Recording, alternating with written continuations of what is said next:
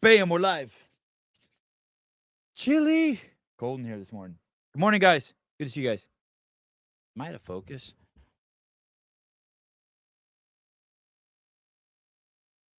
There we go.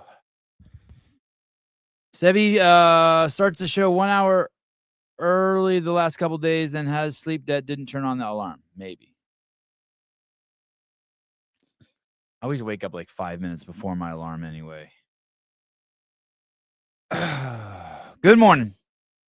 I was in the shower this morning and I was thinking I used to have this shirt. I found it when I was probably 23 or 24 years old. I found it in the free box in Isla Vista, California. It was my favorite shirt for so long. And it was kind of hard to have a favorite shirt. I had these favorite pants and this favorite shirt because I didn't have a home. I didn't have a drawer. I didn't have, a place to preserve a shirt. But I had these corduroy pants, and I had this white shirt. And I was thinking about it. I want to tell Vindicate about it. See if I could remake the shirt. It was this white shirt. It was just clear white in the front. And I had it until probably I was 45. I probably had it for like over 20 years. And I had found it in this free box. And it was a white shirt. And on the back was a huge picture of Jesus wearing the that hat of his. The what was it, like a thorns around his head, the crown of thorns. It was a crazy shirt. I would love to have that shirt again. I just thought of it this morning. I held on to that shirt so long and it started coming apart at the armpits. Yeah, crown of thorns. Thank you. Yeah, hat, crown of thorns. Yeah, it was cool. It was cool. No, not like a clown hat, like a thorn of crowns. Yeah, I think I can't it was cool because it was so faded. Yeah, the famous thorn hat. Yeah. Thank you. It was so faded. Yeah, it was awesome. Oh, you're upset because I called the thorn of crowns a hat? Listen, buddy.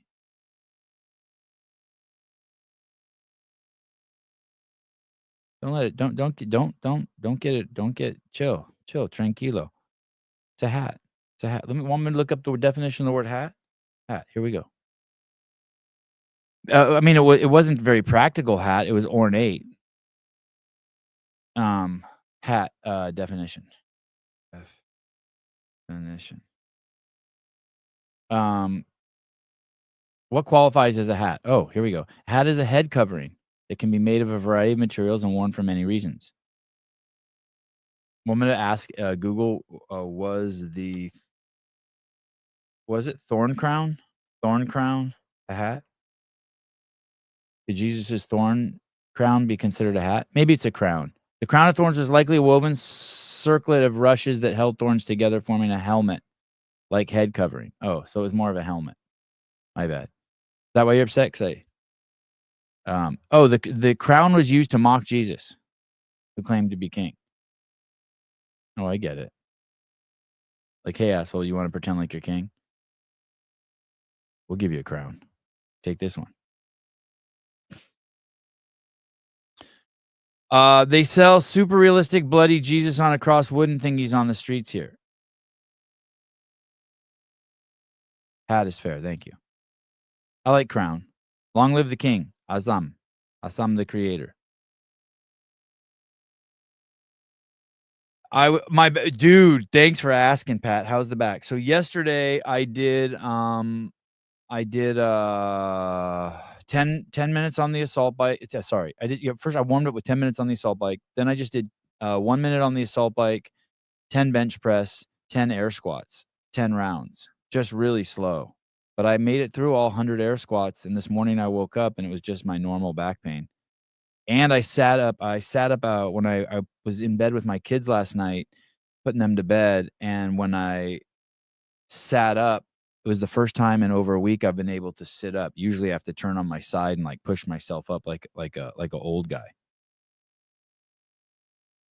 Wooly texted me yesterday and said he's gonna smoke you like cheap crap in the open. Yeah, he's gonna no doubt.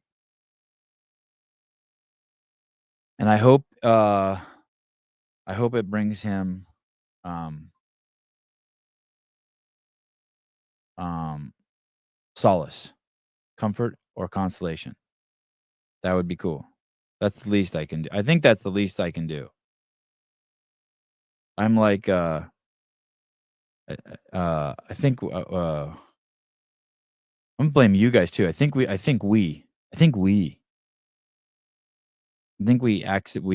dug too far of a crater into him, and we probably should fill it up a little bit. The good thing is if I do the open, I'm still gonna try my hardest, so it's not like he can't, it's not like I'm gonna throw it. So when he beats me, he can be like, "Yeah, I crushed him. He's nothing." I'm not really even a challenge for Willie, to be honest. I sit on a deflated ball at my desk because I have a herniated disc and it helps. I love my chair. No, I stopped taking all the creatine and the fucking tren and all that shit. I'm off the juice. I'm off the Vitargo. I just had to let all my sweat. I was just like going completely the opposite way, trying to get rid of any swelling. Let's jump into the Tia interview next. Yeah. Kind of weird. Kind of weird. Kind of weird. Kind of a weird interview. I mean, I give her props for it. For at least, I mean, at least she's the first athlete like to say something, or one of the first. You know, she said it was a freak accident. No BPC for the back. I didn't take any. First few days, I just took Advil, shitloads, like 3 in the morning when I woke up and 3 at night. Uh, but I haven't done that in a few days. I just iced it and heated it. She does big up Dave. Big up Dave. I don't know what that means. We were supposed to have Jorge Ventura on today, but he got called to the border and he texted me this morning. So we won't have him this morning. So there's that. But don't worry, I'm ready.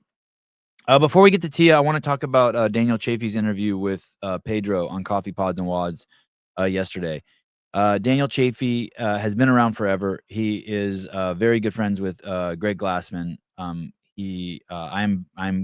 would consider Daniel a good friend, and he's the kind of guy that's very easy to interact with and to feel close to. The cool thing about the guy is when you talk to him, you can go anywhere. You know, he's not hiding anything. You can literally ask him anything if you feel so free in the conversation. And Pedro did go just about everywhere with him, asking him about the sale, whether he was going to be CEO, who he thought should be CEO, what he thought the state of the company is. And even though he works for CrossFit and he's worked for CrossFit in a very high level in all capacities, he's always had extreme loyalty to Greg. Matter of fact, his loyalty to Greg sometimes, not that he's just loyal to Greg, but that he's outspoken about how great Greg is. It surprises me how long he's been with the company. I'm surprised he didn't get whacked for some of the things he said in the past.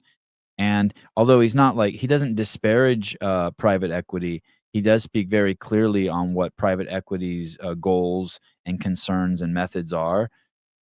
You know, which is he's beyond transparent. Well, I don't know if you can be beyond transparent. He's very transparent. Great interview. Pedro is the best in the space, no doubt. And there's one point, Daniel Chaffey has 3 gyms. I think he has 2 gyms in Paris and 1 in some like really fancy town by the water in France called, maybe it's in the French Riviera. It's called Bordeaux. And Dan Chaffey's also the kind of guy, he's a class act, and he's a chameleon, not in the fake way, but you know, he's the kind of guy that could roll in the hood or put on a tuxedo and roll in the fanciest of ballrooms. I mean, he is really a special guy. And At one point, so he has these 3 gyms, and, I think 2 of his gyms are in Paris. In Paris, I think he said has 28 affiliates in Paris, so it's very competitive.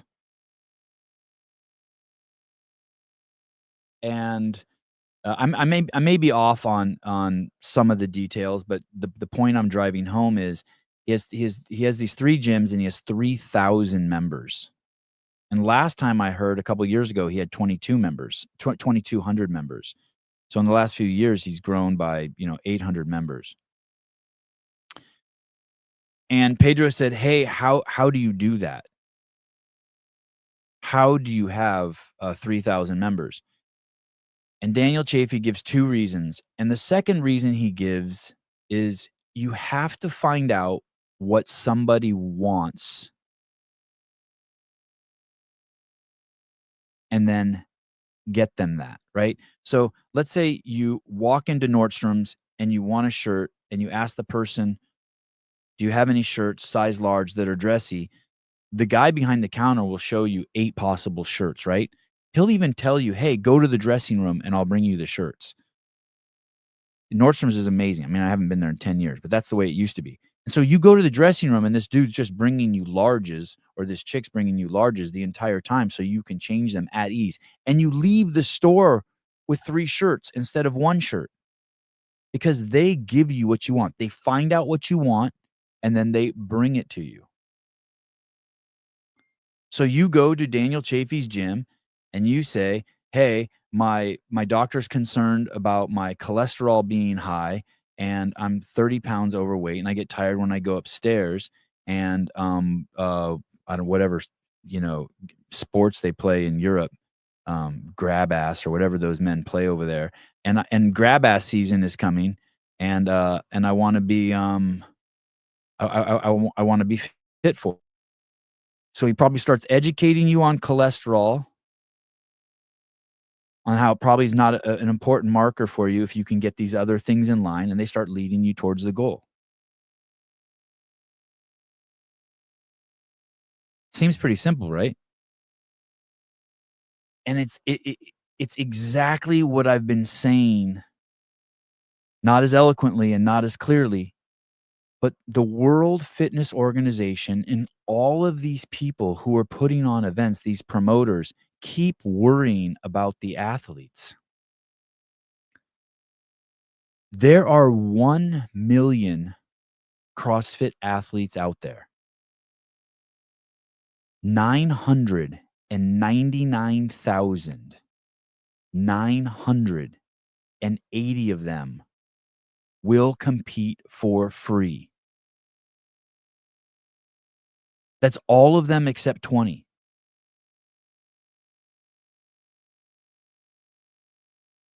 All you have to worry about, stop worrying about the athletes. All you have to worry about is your audience and your sponsors. The athletes are downstream. They'll get the benefits from that. They will get the benefits from that. Hey, they will get the benefits from that. And if they don't wanna play that game, then they can go somewhere else. They can go somewhere that caters to the athletes that won't be around for, very long. That's it. It's that simple. And so with that being said, that's why the World Fitness Organization is gonna be a complete and utter failure, unfortunately, unless they pivot, unless they listen to Daniel Chaffee. You have to find out what the audience wants. No one gives a shit what the performers want. No one cares. No one cares. There's someone else who will step up on stage and juggle 5 balls. David Beckham coming to the United States and being on a soccer team didn't sell any more tickets, maybe for a week. Caitlin Clark is not gonna save the WNBA. It's like here today, gone tomorrow.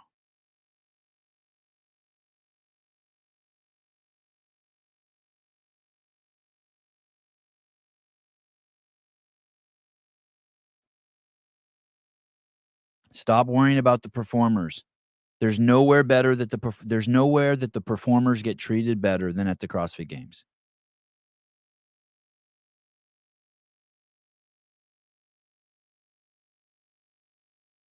Daniel Chaffey runs the French Throwdown. They're under fire by Hiller today for their judging. I know. I tried to look at the. I tried to understand the post. I couldn't understand it. I spent like 30 seconds, but I had to get to. I had to get to Yahweh. I couldn't understand it. All those reps that girl did look fine to me. Hang clean, resting on the front rack, elbows in front of perpendicular from the ground. I don't know. Good to me. I didn't understand the post. I mean, maybe there's something there. That's it. So, that's that. Find out what your customers want if you care. And so here's the thing. This show so there's different ways to do it, right? This show doesn't care what the audience thinks.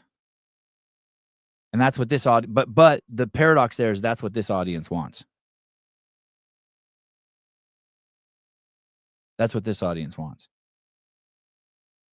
I was thinking about the thing again last night as I went to bed. Because I do everything in my power at night to not go to sleep. I do not want to sleep. I want to see where I go. And I was thinking the world's strongest gay and all those people ridiculing me. Do you know why they're ridiculing me? Because they don't feel empathy for retards. They think they're better than retards. They think they're better than retards. They think that retards are don't deserve to be made fun of because they're less than. It's okay to make they're not equal. They think that they're below them. They think they're better than them. They don't want to treat them like equals. Everyone else can get made fun of and have fun and be treated like a normal person, but not retards. Nope. It's okay to make fun of black people and white people and people with big noses. But no, not people who are less than. They think they're better than. It's crazy. That's why it's called virtue signaling and white knighting.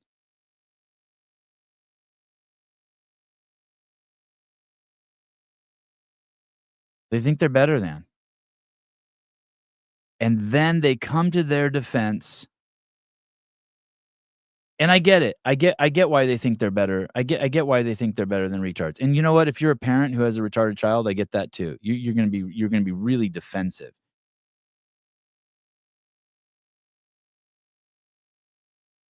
People used to criticize Howard Stern for the Brat Pack, and he had a great response. He said, "I employ like 20 of these fucking retards, and you're upset at me. Why don't you employ them?"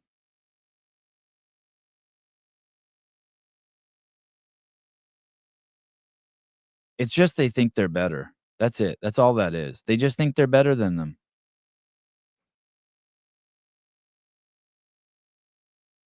It's the same thing with the liberals. The liberals all think that they're better than the blacks. They feel sorry for the blacks. Oh, the poor black people. But all you have to do is scratch one layer deeper. One layer deeper. You can make fun of everyone, but don't make fun of the adaptive athletes. Because they can't take it. They're weak.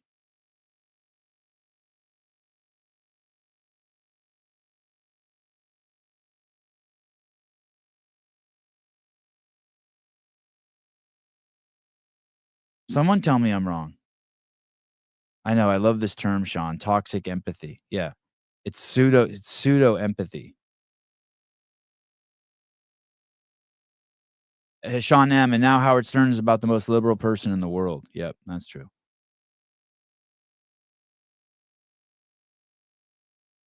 You think you're better than other people, and it's not fucking cool. All you're doing is alienating them. All you're doing is alienating disabled people from the from being normal.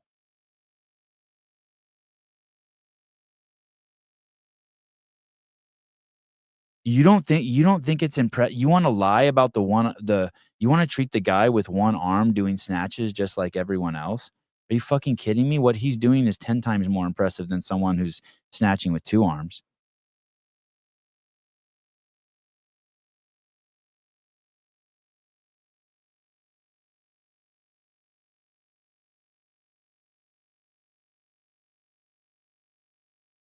Good question, Kenneth. Is Kill Tony, this generation's Howard Stern? It's possible, right? Sean Sullivan. As is written, there's no one righteous, not even one. I don't know what righteous means. Stand by. Righteous. Righteous means morally correct, justifiable, or in accordance with divine law. It can also mean free from guilt or sin.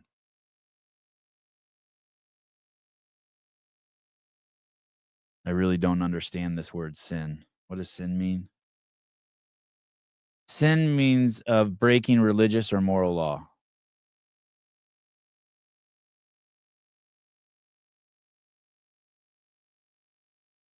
The interview with Tia is Colt Power. Sevi, what's the biggest takeaway from living with mentally handicapped?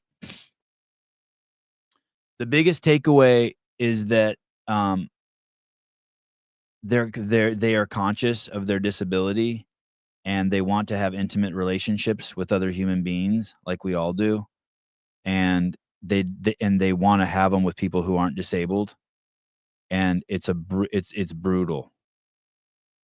That was the hardest thing to see. You see a girl with Down syndrome or a boy with Down syndrome or someone with alcohol fetal syndrome, or is it fetal alcohol syndrome? What, I don't know, I forget what it's called. And they're cognitively impaired and or cognitively different, if you prefer that, and they wanna have a relationship with men and women who are not. And obviously the attraction doesn't go both ways, and it's brutal on them. It's brutal. It's emotionally brutal, and they know. They're aware of it. They know they're different. I can't to be honest with you, I can't even fathom it. I can't even fathom it. That was my biggest takeaway. And then second to that is that so we all learn how to navigate the world based on how people treat us. And because so many people feel sorry for disabled people, they build some really serious character flaws that work off of getting people to feel sorry for them or acting retarded to get what they want. Are you able to follow that? So just imagine everyone feels sorry for you. So if you're treated as a person who you get what you want by working hard, like if you tell your kids, "Wow, that you worked really hard," and you keep hugging them, then they realize they live in a world where they get rewarded for working hard. Disabled people are surrounded by people who feel sorry for them, and so they use that in order to manipulate the world and get what they want. We're all manipulating the world. I don't say manipulate in a negative connotation. I mean manipulate the same way you would use your hand and manipulate a cup to bring it to your mouth and drink it. I mean it as generic as that. Would you say Woolie's retarded? Yeah, he has some um how he navigates the world through so many layers, I would guess. I don't know him personally, but he's dishonest in his manipulation of the world. And so how they get attention re how they get attention from the world, from people who want to see them as victims. I mean, the same thing happens to the black community.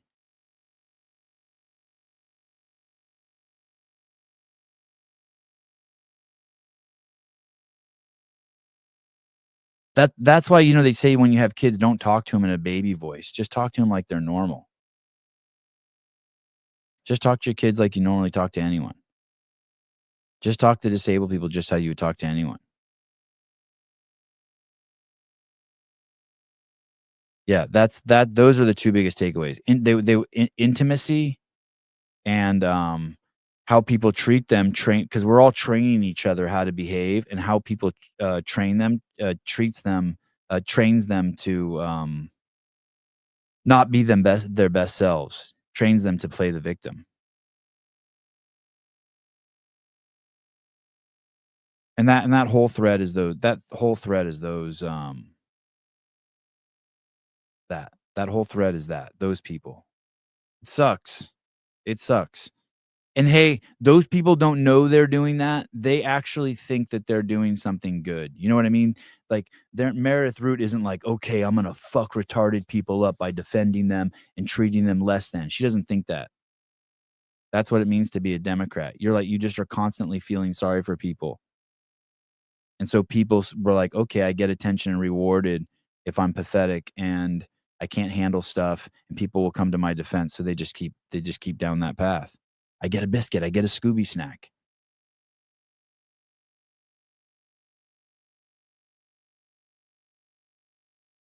It sucks, but it is what it is. But those people aren't bad people. They're just they just don't understand the mechanism of how human beings interact and how we respond. They're not self-aware.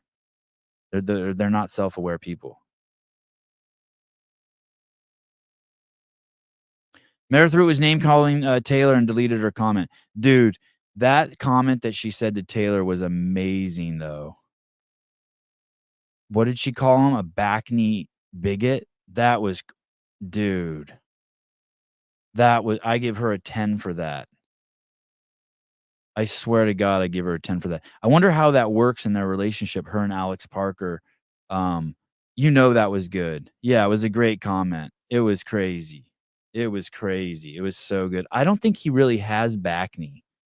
I want to call him and ask him that, actually. That was an insane comment. That was genius. A backney bigot. I wonder if I wonder why she does the fighting and Alex doesn't. I wonder how that works. Let me see if I can call Taylor. I mean, I wonder if he appreciated that. That was fucking amazing. God, that was good. That was so good. Hey, dude. On a 1 to 10, on a 1 to 10, what would you rate? Yeah. On a 1 to 10, what would you rate Meredith's backney bigot comment?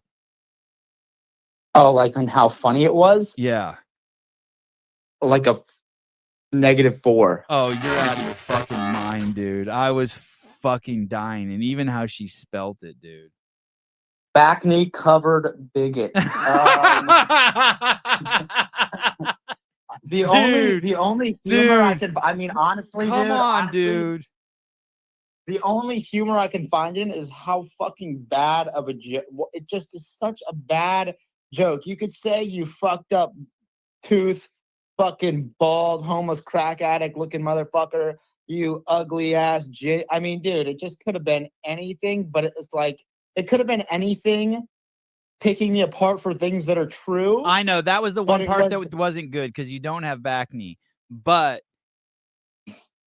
was the accusation that you're on steroids? I have no idea. Maybe that was. I didn't even think of that. Maybe that was the accusation, which is also. We have to use that on someone. She's I mean, hey, dude, she's a fucking cyberbully. She's crying and queefing herself to sleep at night because you made fun of retards. Meanwhile, she's in the comments making fun of a retard. A drug addict. She's making fun of an emotionally disturbed man. She has no compassion. Anyway, I thought it was a 10. I did think it was misplaced. I thought she maybe should have saved it for someone who actually had backney. I think she's a dumb fucking cunt. All right. So okay, I don't know what to tell you, dude. Do we have a workout? The hypocrisy around all of that actually pisses me off. How she's so disgusted with your remarks, but meanwhile she's in the comments doing the same thing that you did, basically. Well, they even take it. Do you know what I'm saying? Yeah, they take it. I do know what you're saying. They take it to the next level. Yeah, like you weren't attacking anyone's character. You just did a little, like you just did a little bit. She's out. she's going the whole 9 yards, dude. It's crazy. What a dumbass. She's fucking stupid for not seeing how hypocritical she is. Maybe she does. I just thought the comment. It's hard to come up with new put downs. That one was. I just thought, and even the way she spelt Backney, I thought was like, wow. Maybe she has experience with it. I mean, I imagine she would have to take a lot of things to make her look like the 14-year-old boy that she is. She looks like one of those 14-year-old TikTok boys with the crazy hair, like the banana haircut. Yeah, I see it. You know what I mean? Who's like, what do they call it when you like lip sync basically to like Luke Bryan? Girl, you make my speakers go boom boom. It looks like she could do a TikTok of that. Do you know she used to be hot? No way. Yes. Yep, she used to be hot. And she probably still is. It probably wouldn't take much. I'm telling you, she did. No, there's no way she's hot. She's like a 14-year-old boy. Well, I mean, I guess if that's what you find hot, then I mean, look, if you think that your like younger brother is attractive, then sure. I mean, it kind of looks like Bryson if he were blonde, shaved his mustache, and never hit puberty. Yeah, Bryson's cute. I could see it. Bryson's really for cute. Sure. Yeah, for sure. But she probably attracts other young high school girls. Bryson's cute like a puppy's cute. I think that's what she wants to attract, though. You know? Yeah. Well, then she wants to attract young women. So maybe it's perfect. She's got the perfect look for her. Mason Mitchell says you're horny right now. That's why I'm horny? Yeah. That's disgusting. Why would Mason Mitchell be thinking about my horn? My hard horn? Oh my God. Standy said Bryson is not cute. Are you kidding me? Bryson is so cute. Bryson's like a Standy? Yeah, Standy. Bryson's cute like a 3-month-old golden retriever. Standy thinks fat Italian guys with like meatball stains on their shirts at the fucking strip club are cute. She's like, oh, that guy's got 100 and he has upper breast sweat. That's cute. No wonder she likes me. Stop. You saying she likes more? You're saying she likes more Ron Jeremy than Justin Bieber. Oh, 100%. I'm saying she probably likes more like Tony Soprano because he has money and is a little bit dangerous and also kind of a scumbag. Yeah. And would also kind of frequent the haunts that she works at. Yeah. Isn't she a dancer or something? I don't know. Standy says you're right. Standy says you're right. She says you're right. You're right. All right. Yeah, I think if Bryson's cute like a golden retriever, like even when he does bad stuff around the house, like a puppy golden retriever, you don't get mad at him.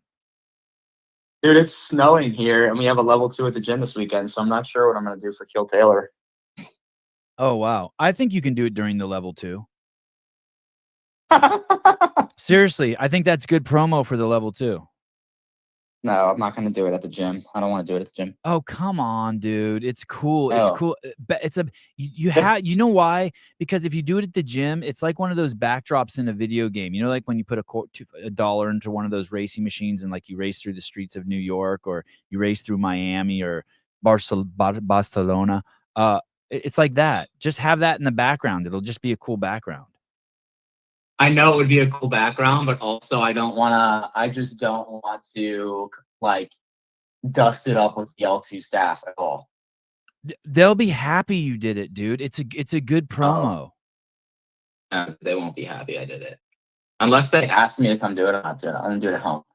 The bar's gonna be fucking sick here in like a month, dude. We're getting Signs RX is sending me 2 huge floor decals, a Kill Taylor decal, and Sentinel training one. So when we do a Kill Taylor there's going to be this massive fucking floor decal of that logo. How sick is that? Yeah, that's cool. I heard there's hand release push-ups in this week's Kill Taylor. There's hand release jerk-offs. Oh. You know? I don't know, how would that work? I might go try that. All right. Well, thank you. I really thought I thought maybe I'll revisit maybe the back knee comment's too close to being delivered.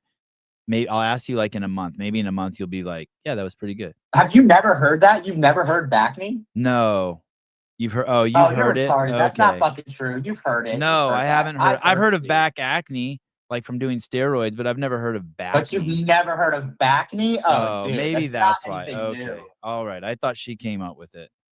No, dude, it's not new at all. She's a fucking. She actually is like a troll, like a fee-fi fo-fum. She looks kind of like what are those dolls? Fuck, those troll dolls with like the hair sticking out on the sides.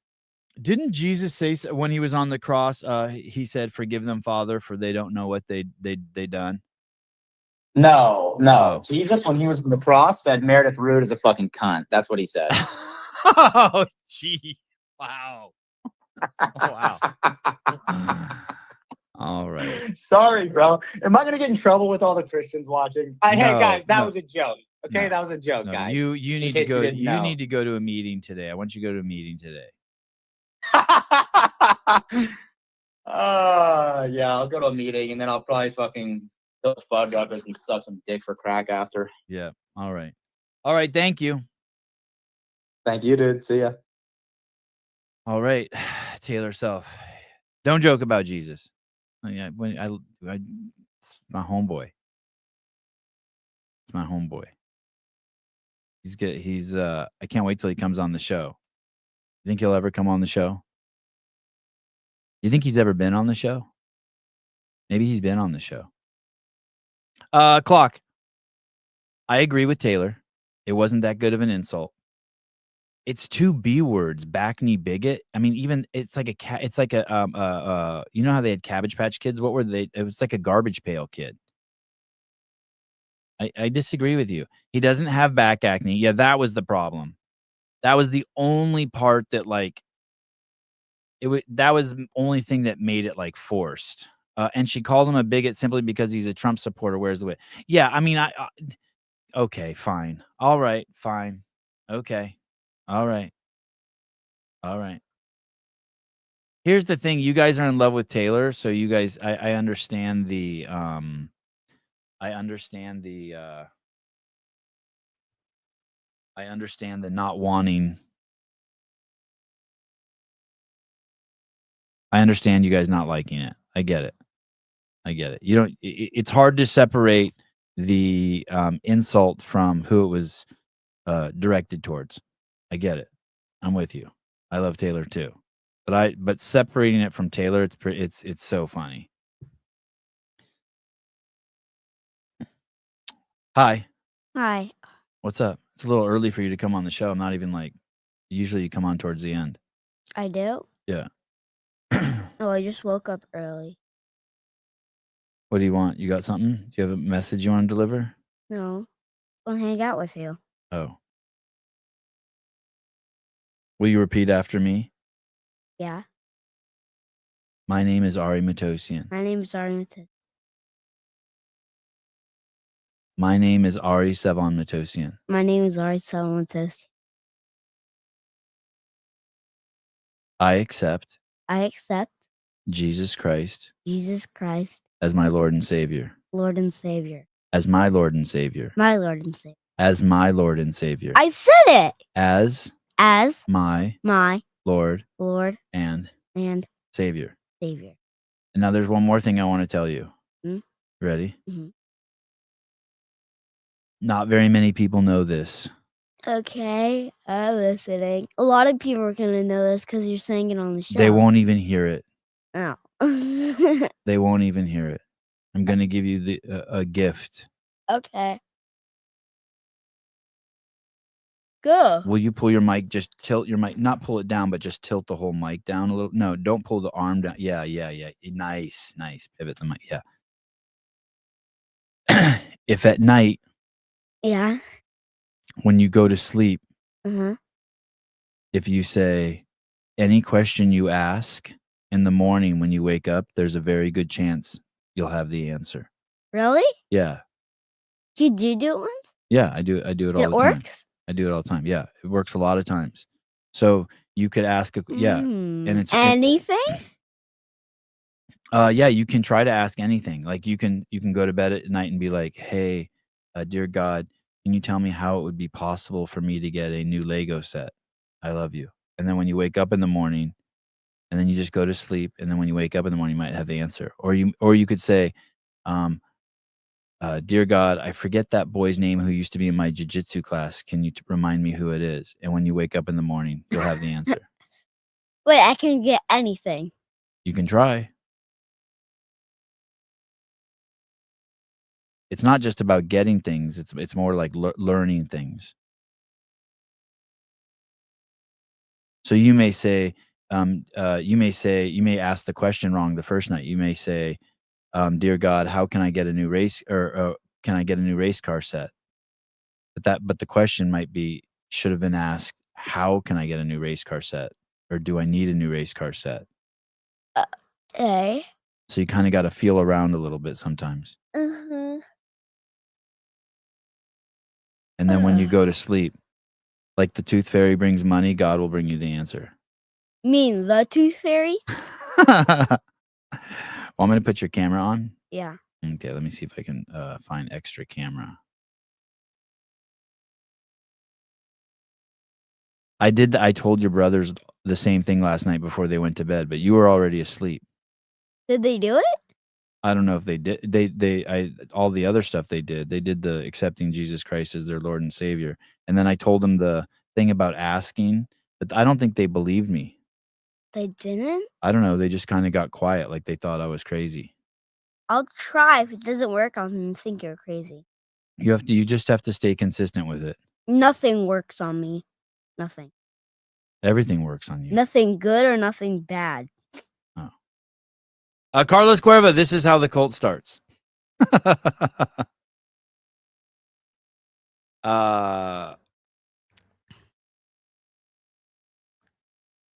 Wait, Haley's not happy right now. Why?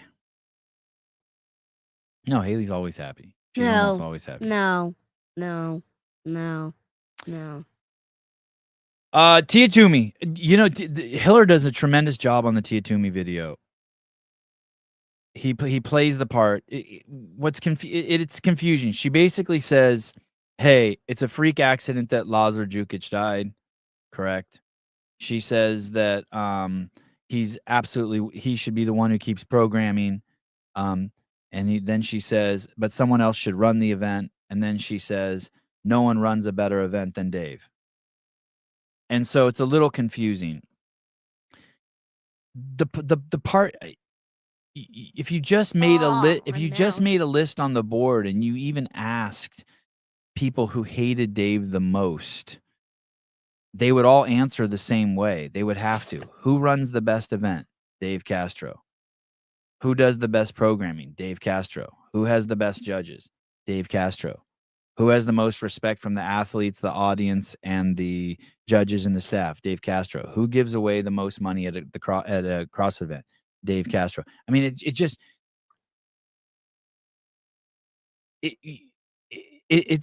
the thing is people have trouble separating. It's like the same thing with the back knee bigot comment. Like, it doesn't matter what you think about Meredith Root. We're not talking about the person. We're talking about the tremendous line that is. And so, like, what do you want from the event? Because you don't like Dave, you want to have a lesser event? And when people say they want to separate the programming and the person who runs the event, I think they have that. It's like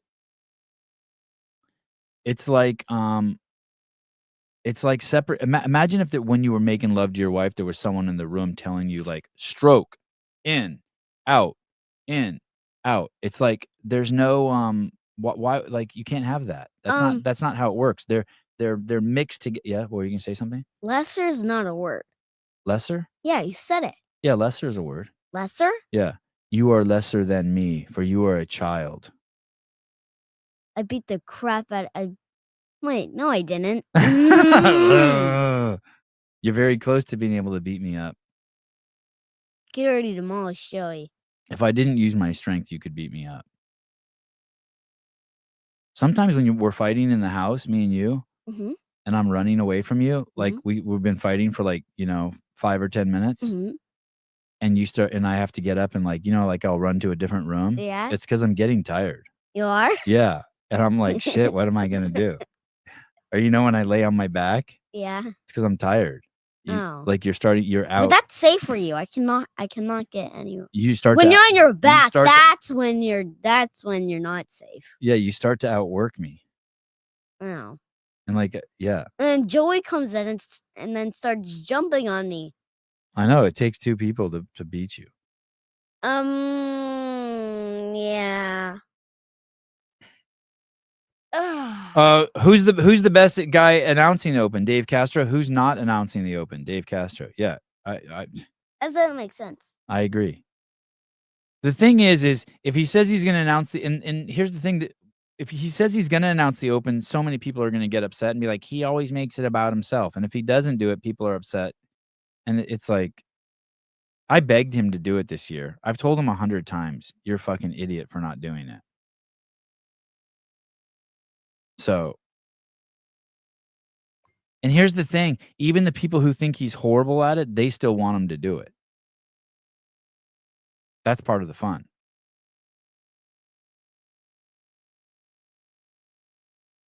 Oh my God, it's loud.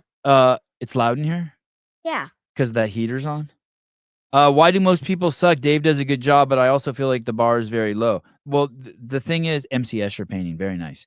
I don't know if you would say the bar is low. Is the bar low at the NFL? I mean, they're just the only ones who do it. So my boyfriend didn't win the Open announcement. I have no idea. Maybe he's going to be the surprise guy, Julia. Maybe Pool Boy did win. Maybe I should. Yeah, that's the shirt, Travis. It's like that, but I think but it's way more faded than that, and it's bigger than that. And I don't think his eyes look like that. I'd like it to be a more I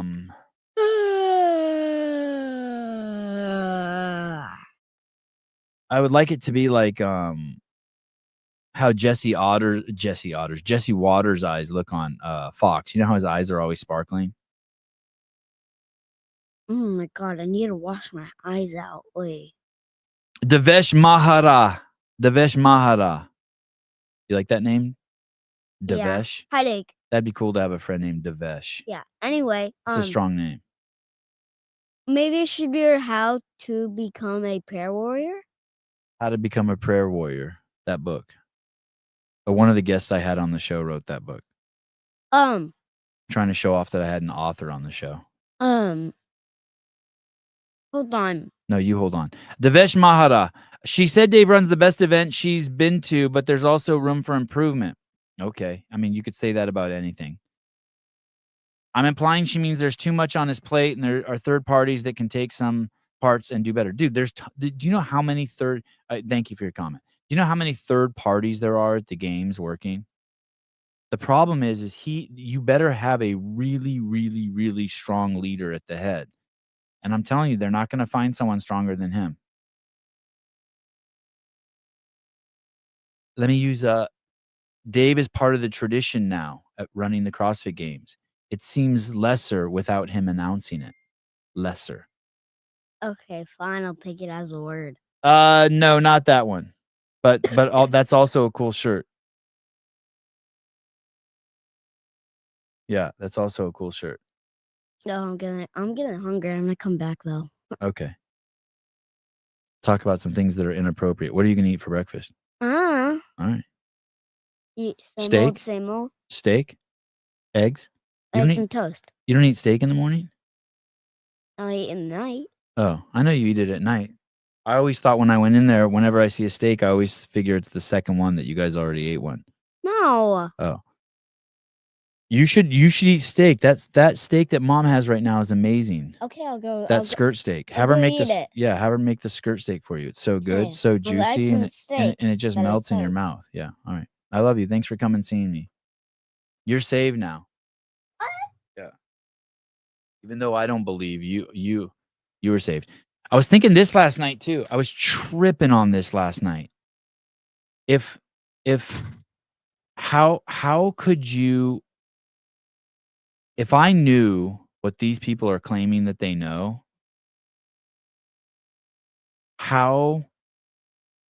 let me see. Stop sharing screen. Stop extra camera.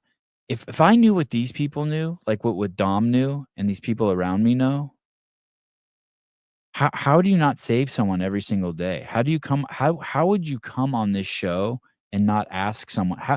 If I believe Jesus Christ was the Lord and Savior, I would ask someone to believe every single day. It seems crazy negligent not to do it. Like, I mean, to me, that's all the proof I need that you don't really believe.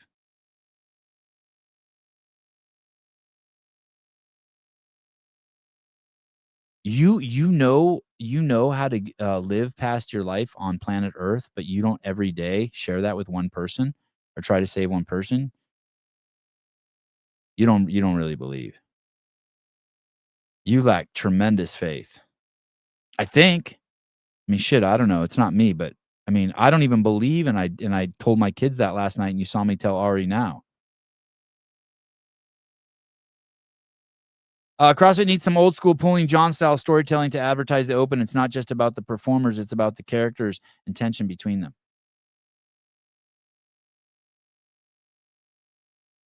Pulling John trailer.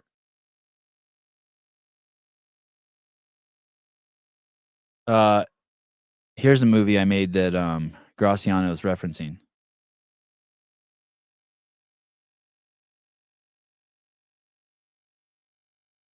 I left here in 9th grade without running water. So from my kindergarten to 9th grade, no running water.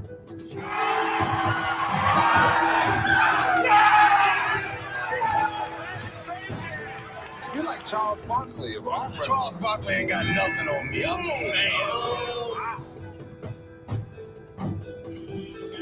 У нас такие юноши, герои, выходили на мировой.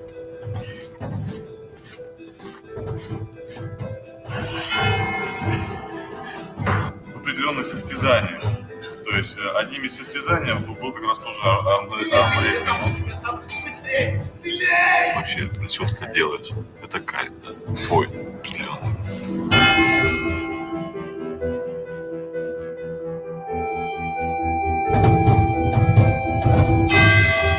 John Brzenk represents, you know, the holy grail of arm wrestling. Это как Джон Брzenk был всегда за пример. You know, it's time for another Prince on the Mountain. Guys that I would normally dominate just a few years ago are hard pulls for me now. Retiring when you're on top. Hey, I'm gonna chase John, bro. I'm taking over. Let me explain something to you. He is definitely beautiful.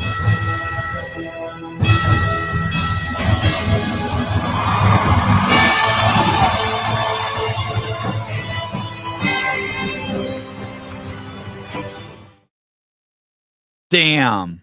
That one scene where you see John flexing in front of the American flag like this. I filmed that in the Ukraine. I'm trying to remember. Is Malta in the Ukraine? It was a beach town in the Ukraine. I think it was. I think it was in the Ukraine. Pooling, John. Listen, Mr. fucking Indian guy. How dare you criticize my enunciation of words? That is not very good of you, Devesh. You're not doing the Lord's work by criticizing me about my pooling. My country will stop selling your country bullets immediately. Ken Walters, it's hard, Sevi. They push back more than they used to. And all those scenes with Vovoda I filmed in Sochi, I think in Russia. I filmed all that shit I filmed. And directed. It's hard, Sevi. They push back more than they used to. I've been born again since 1994 and have only saved 3 people I know, but I've planted thousands of seeds. Who knows how many have accepted? Yeah, fair enough.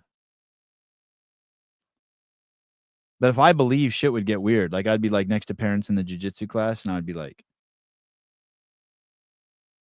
you know, the only way to go into eternal life, into heaven, is to believe in Jesus Christ. Would you like to sit here with me now and pray? And I will ask you if you believe in Christ as our Lord and Savior. And you're right. And even if they said no, or if they said yes, but they didn't really believe like me, like I've said yes, but I don't really believe.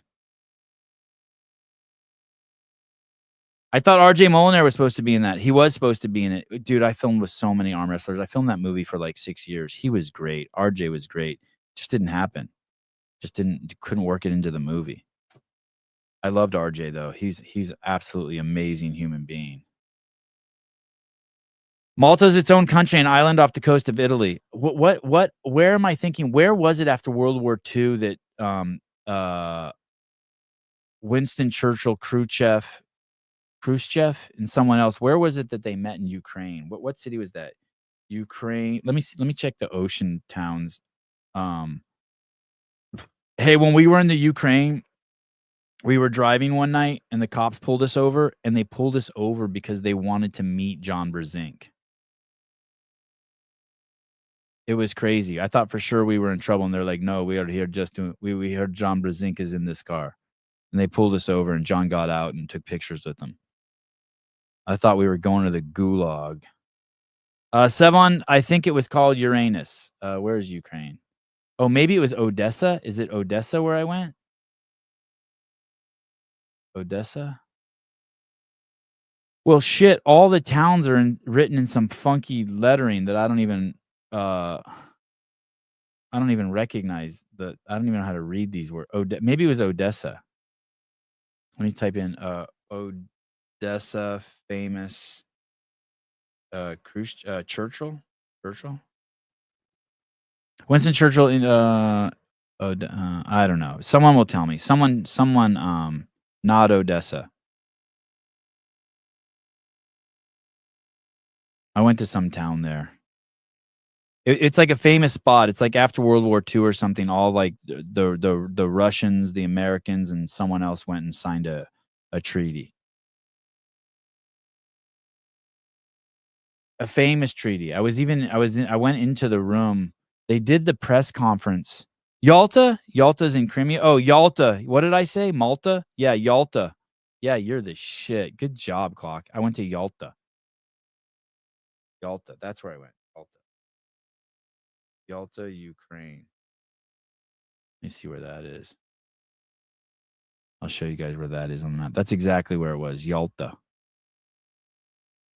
I peed in public there, like on their boardwalk out in the open, and I almost got, and the cops came over and started yelling at me. I probably have a pee story everywhere I go. Yalta. And John was pulling a guy there.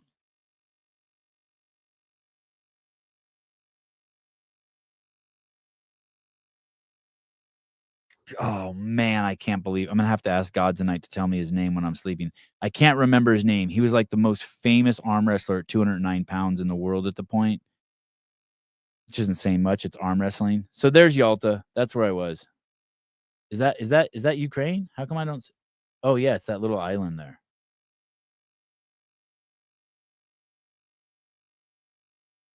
Oh, it's got its own border. Maybe it's its own country. I don't fucking know. But I had to get a visa to go to Ukraine.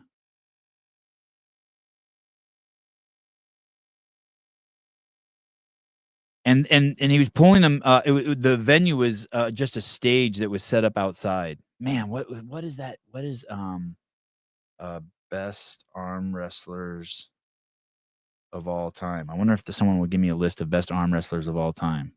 Oh, it just says John Brzezinski. Best arm wrestlers. The guy had a crazy top roll. Does anyone know who it is? Not Vovoda. He has a great name. He's Ukrainian. Maybe if I type in best Ukraine arm wrestler of all time. Pushkar. I think Pushkar died. Oh, Taras Ivankin. I always called him Ivankin Taras, but Taras Ivankin. Yeah. Great. It was crazy. It was a crazy match. Ivankin, John Brzezinski. And they arm wrestle each other. And they were arm wrestling on this stage. Oh, I wonder if this is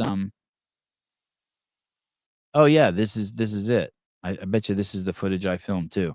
And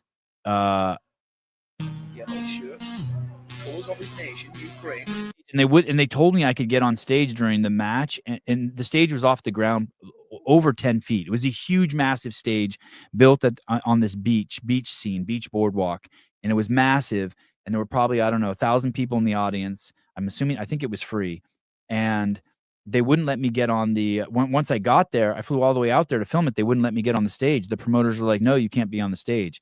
So I climbed up the back. and snuck on there. And they saw me up there, but they didn't tell me to get off.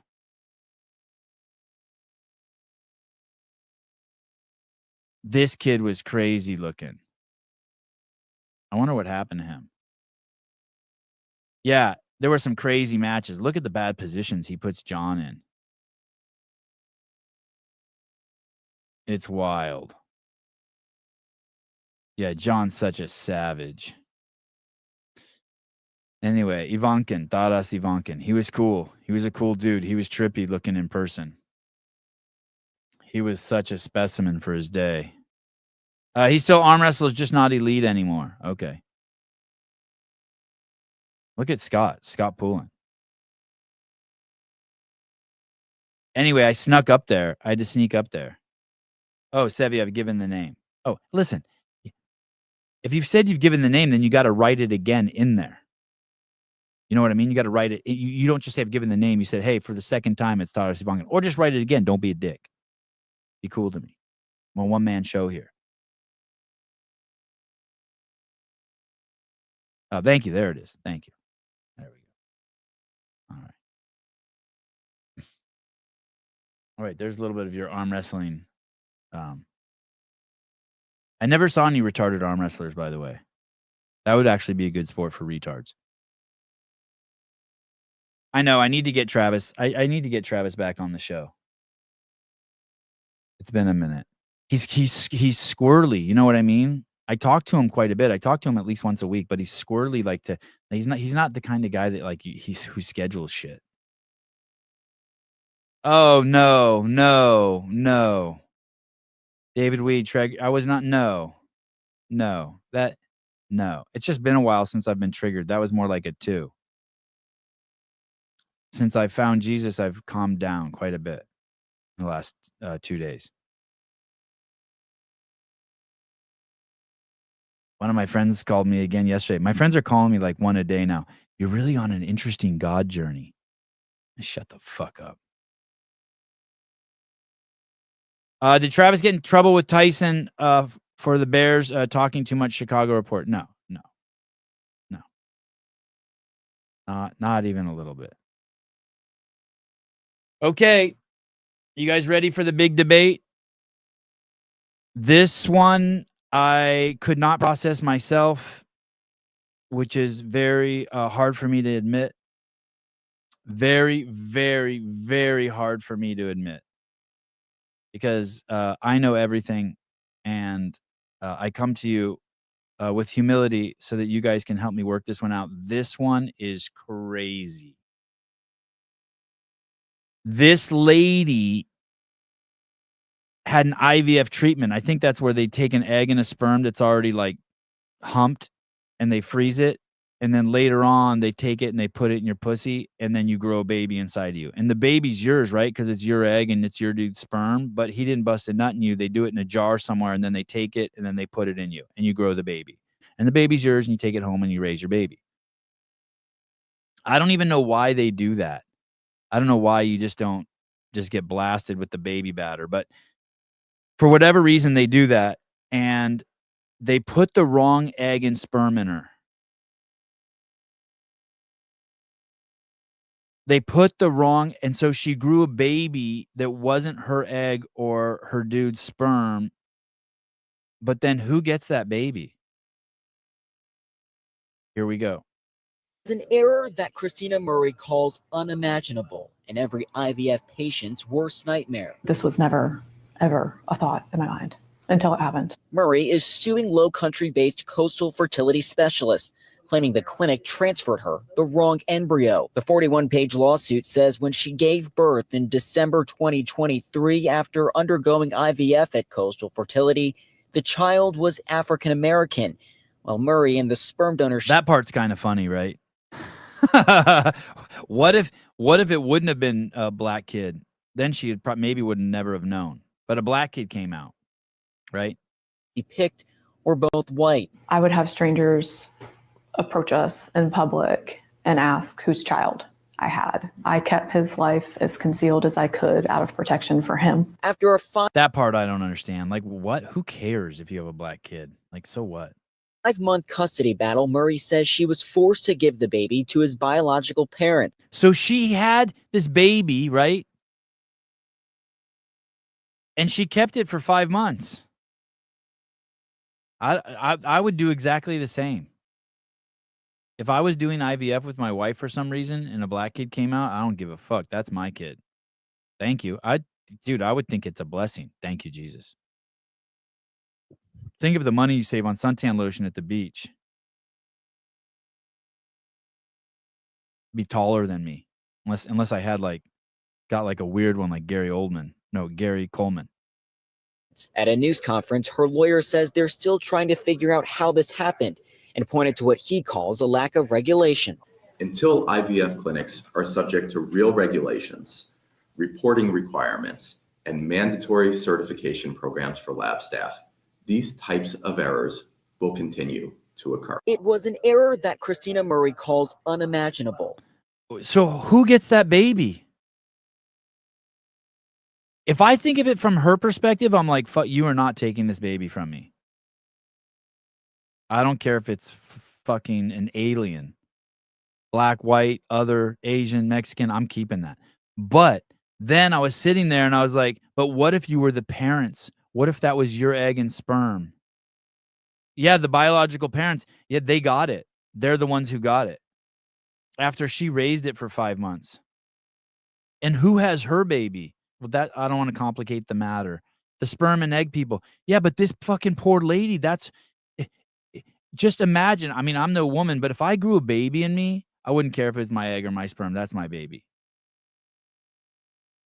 She didn't love the baby any less. And she raised it for 5 months. Just imagine, for those of you who don't have kids, I don't know if this one's going to resonate with you, but imagine you had a baby for 5 months and then someone took it from you and said, nope, that's not yours. I don't think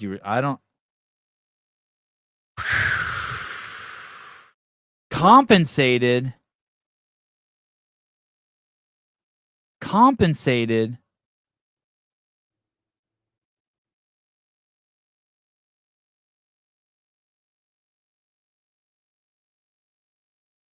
Dude. I'm in this just might as well just fucking pull the fucking Band-Aid off.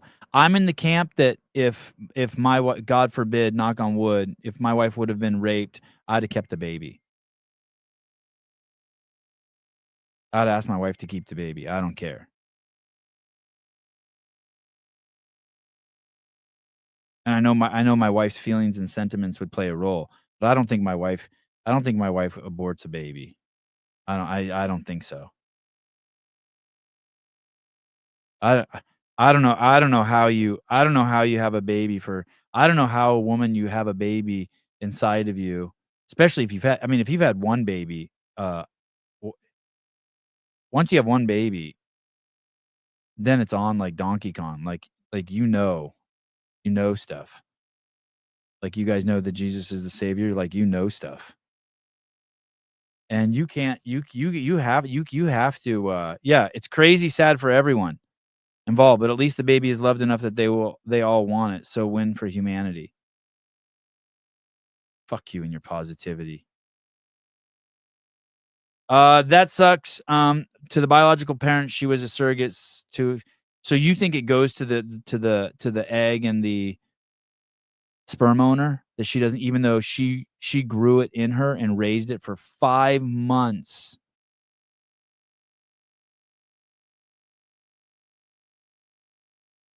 Oh man. When I'm on the other side, right, too, I'm like thinking, yeah, like let's say the other way. Let's say they would have let her keep it. Then the other parents that would the whole time would be like, wow, we have a kid out there and we don't know what's going on with it. I get that too.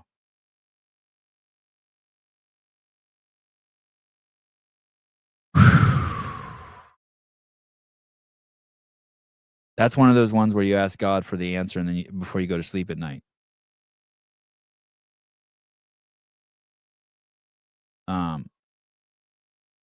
I don't know. I couldn't put a baby up for adoption either. I don't think. I don't think I can. I don't think I could put a baby up for adoption. I'd be tripping my whole life if I did that. If the egg and sperm still has, if the egg and sperm couple still has more eggs and sperm in the bank, that's a factor. And you know what? When you know what I'd be thinking if I was this lady, I'd be like, I wonder who got my egg and my sperm. Do I have a kid out there?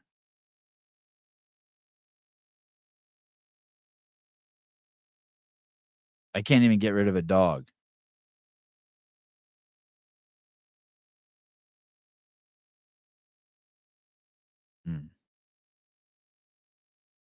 What a mess.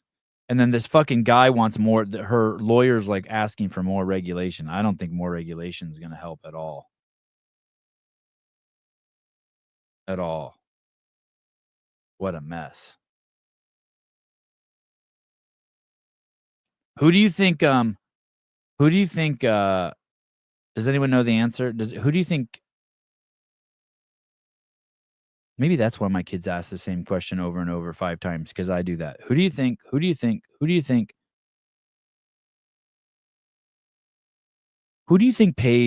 keeps Coca-Cola in business?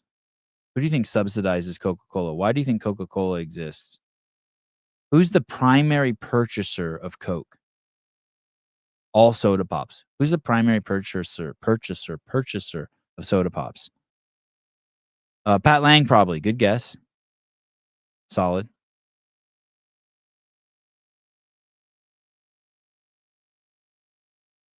The primary purchaser of Coca-Cola is you. I think we've talked about this before. The food stamps program, I think that they've changed. They call it SNAP now because food stamps is derogatory. Because Meredith Root doesn't like it. It's mean.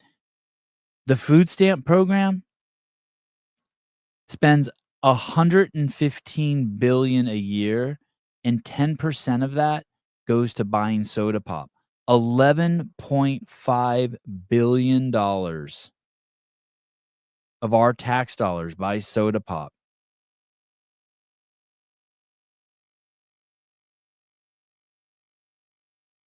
Food stamp recipients spend 10% of food dollars on sugary drinks, which is about 3 times more than the amount they spend on milk. $11.5 billion. We do it. That's our tax dollars. We keep Coke in business.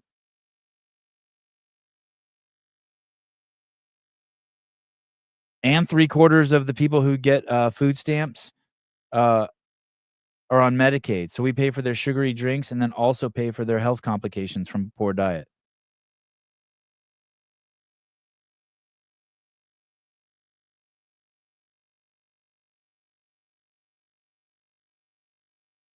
Pat Lang. Oh, you sound like Greg. I like this. I would solve this problem today. Government stores only for food stamps. Guess what? No soda in there. Boom.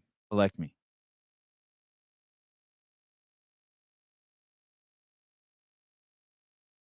I'm trying to save my fellow blacks. They're making it hard for me. Oh, wow. Wow. This is ruthless. At the store, we like to play, is that a food stamp cart? Holy shit. That's brilliant. It's funny you say that, Miss Eggert, Miss Greendress. When I read this the other day, I started thinking, whenever I go into Safeway, there's always at least a couple people, always, whose cart is halfway filled with 12 packs of soda pop. And they're the kind of people who lean on their cart when they push it around. Like they don't stand, you know, how like a regular person stands like this and pushes their cart. They lean on it. Crazy. That is not how I want my money spent.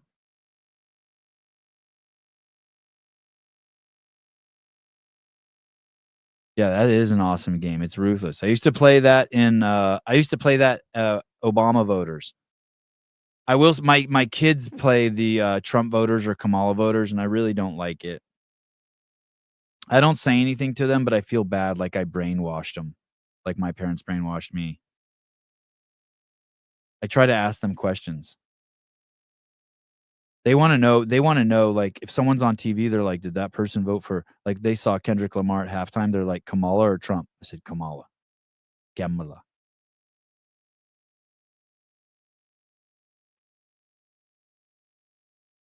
Ooh, that's 1st and 15th at Walmarts are crazy. What is that when the food stamps come out? The 1st and 15th of every month?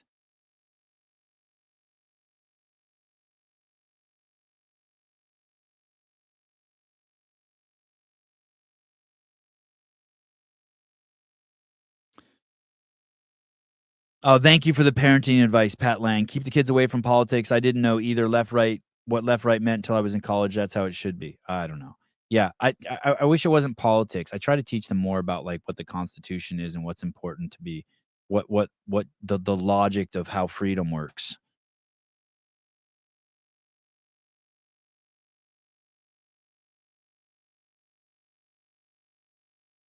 I love rich people, but during COVID, just because you're rich doesn't mean you should get more money from the government so you can maintain your lifestyle. If the government's shutting down the fucking country, everyone needs to suffer equally. So if you've chosen to live in a house where the mortgage is $62,000 a month and your neighbor lives in a house that's the mortgage is $1,200 a month, you don't in the government's like, "Hey, I'm going to pay your mortgage for you." It doesn't work like that. At that point during the pandemic, we are all equal. You don't it's not a maintain your fucking lifestyle situation. The government spent $14.5 billion to support the entertainment industry during COVID, but some of the biggest names in music sent that money mostly to their own pockets. So Chris Brown, he got $10 million. That's the maximum allowable grant. Out of that $10 million, he paid himself $5.1 million. And then he spent another $80,000 on a 33rd birthday party for himself. All of it paid for by taxpayers. Marshmallow. Christopher Comstock is his legal name. Like, Christopher Comstock paid himself $9.9 million. Steve Aoki, who is a famous DJ, but fun fact, his dad founded Benihana, took $1.9 million just for himself. Members of Shinedown were taking home hundreds of thousands of dollars apiece. A single member of the band Shinedown got more than all of their touring employees. Alice in Chains got, I think, somewhere north of $6 million, and more than $3 million of that went into these band members' pockets. We found one guy who had worked with Alice in Chains for a long time. Scotty Doc is what people call him. During the pandemic, he was diagnosed with cancer, and AIC Entertainment's budget shows that it didn't spend a dime on health insurance. It's not really clear how much help Alice in Chains gave to him. They're not listed as contributors to his GoFundMe, and somebody familiar with the situation told us that they referred him to a charity to help with his medical bills. But 2 weeks after posting the GoFundMe, he had died. The sad reality is that for a lot of middle-class people in the music industry, they didn't have options. And even though all this money was flooding into these companies, it wasn't necessarily trickling down. To read the full story, find it on businessinsider.com. The government spent $14.5 Business Insider, such cucks. This kind of shit just really pisses me off. How does this guy get $9 million? I'm all for rich people. But if during COVID you have to sell your mansion, do you guys know this? I've told you a million times. I'm going to Google it again just to be sure. Jeez,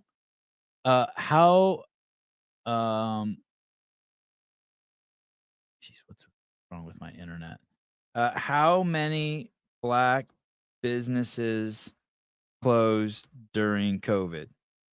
Should I type in owned, black owned? For a loss of 440,000 black-owned businesses were shut down during COVID.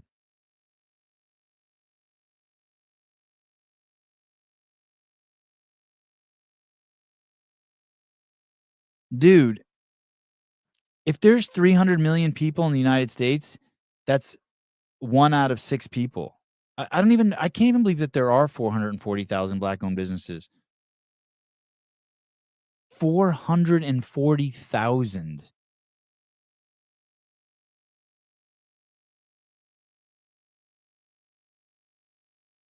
God, the Democrats suck so bad. How many of those things do you need before you're like, hey, I'm never voting for that party again?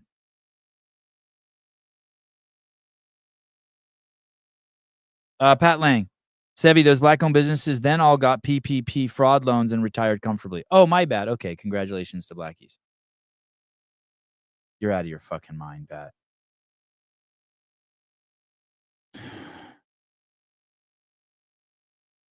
Wow, this is wild. My kids are being brought up in a meritocracy. They start each month in debt to me and pay it off with chores. Wow. God, I hated chores. Man, I hated chores. I would come home. I dreaded coming home from school. I would come home from school and my mom would have a piece of paper that she tore out of a little notebook with a ladybug magnet on the piece of paper, holding it to the refrigerator. I think everyone had those ladybug magnets, you know, the little wooden ones, and they had the little things sticking off of them. And they came like in a 4-pack. And it would say like vacuum room, vacuum corners, dust mop.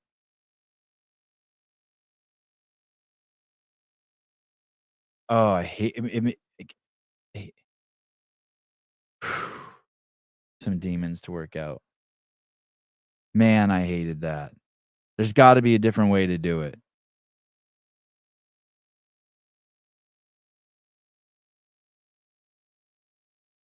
Are you guys teaching your kids cursive?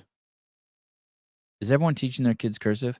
I bought these books on Amazon. They were $1.99 each. And it's just like, it goes through just the entire alphabet and some simple words of cursive. And I just told them to do a page every day. They've been doing like 5 pages every day. They kind of like it. I just leave them on the kitchen counter. One of my kids finished it already. I'm going to get another set of them. They're cheap. They're only $1.99. Yeah, I just leave it. So I just say, hey, just do 1 page a day. And basically, it's the whole book's only 32 pages. Takes them through the whole alphabet. They write a few words like dad and good. And I'm just going to keep just a page a day. They don't even mind it. I tell them it's drawing. I just say, hey, this is, they're like, we don't want to do this. I'm like, you don't like drawing? They're like, oh, yeah, just draw. Just like you copy the letter and then you write the letter. That's it. And you just do that like 20 times with the letter A and you're done. Go do whatever you want now. Go beat your brother up. Janelle Winston, they all write cursive, but their school still teaches. It teaches. Oh, Pooh Boy, you don't know how to write in cursive?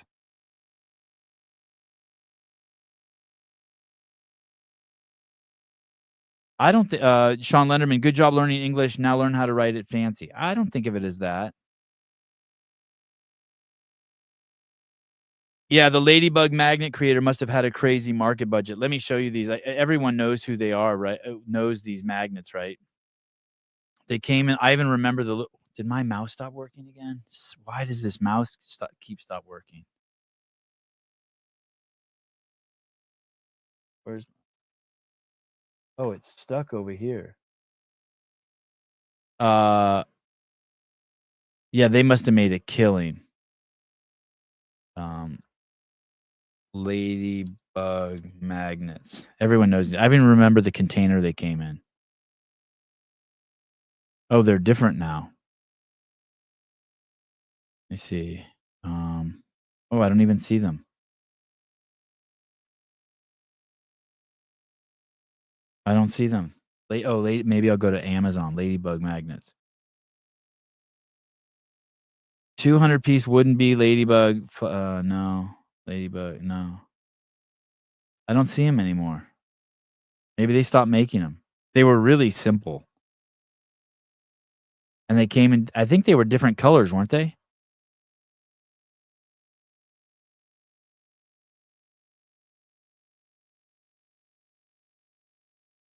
Yeah, I don't see them anymore. Oh, yeah, maybe this is them. Maybe this is them. Kind of like this. I don't know why I'm showing you this. These.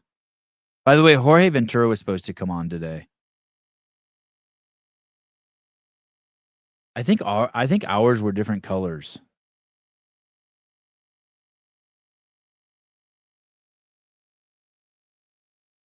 Maybe it's an old guy thing.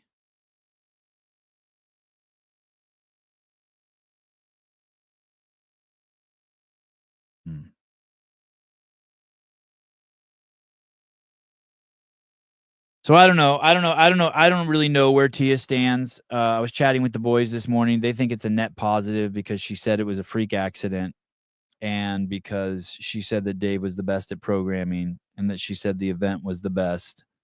But then it was weird that she thought that someone else should run it. I mean, I just think that that's just not understanding how events run. And I think she did admit that. I think she said, "Hey, I don't even really know how that shit works."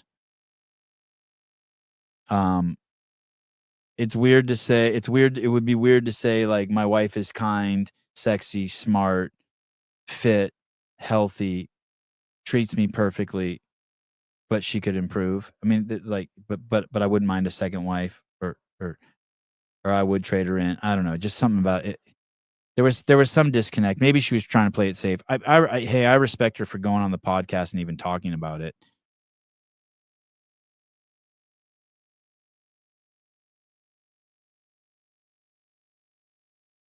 I have three. I have so many. This guy is such a tool. Bible talk or pharmacy. Those are my next 3 clips. Let's do this guy is such a tool. Oh my goodness. Oh my goodness. Here we go. Mr. Ryan Holiday, the guy who wrote The Daily Stoic, the biggest tool on planet Earth. The biggest fraud. This guy is such a tool. This guy was this guy not only took the injection, but he was a huge proponent of it. And he said it was irresponsible for people to tell people not to take it. I mean, this guy is a scumbag. This guy was blaming people who didn't take the injection for like somehow contributing to the problem. You're right, not the biggest. You're right, not the biggest. I apologize. One of the biggest. Here's the thing. I don't mind. You understand why it's so bad. It's not the fact that he's telling people to take the vaccine. He's telling people who don't take the vaccine that they're idiots. He's telling people who don't take the vaccine that they're the biggest problem, and that he's saying that it's irresponsible to tell kids not to take the vaccine. All that shit that he was saying. But the fact that claims to be have some sort of knowledge about stoicism, it just makes him a fraud. It just makes him like someone who's just regurgitating bullshit. Hey, you know what else I was thinking before I get to this? I can't fathom this, so it's really hard for me to accept this, but so many people have told me this, so let me present this to you. That it was reported, I want to say on The Spin, which they had another big show last night, Spin, John Young, and Taylor. They were saying that in a PFAA meeting, Brooke Leachy, if you don't know who that is, he was on the 2003 Canadian World Junior Hockey team that's most well known for recently in the news for gang raping an unconscious woman on a pool table. He said in a meeting with the PFAA, hey, all you need is a couple athletes. But by the way, this is very Fauci-esque. All you need is a couple big name athletes to say I'm out of the open, and the others will feel the pressure and follow. It's the same thing that Fauci said. Let's just put a little pressure on these guys, not let them eat at restaurants and threaten their jobs, and they'll get rid of their stupid ideology.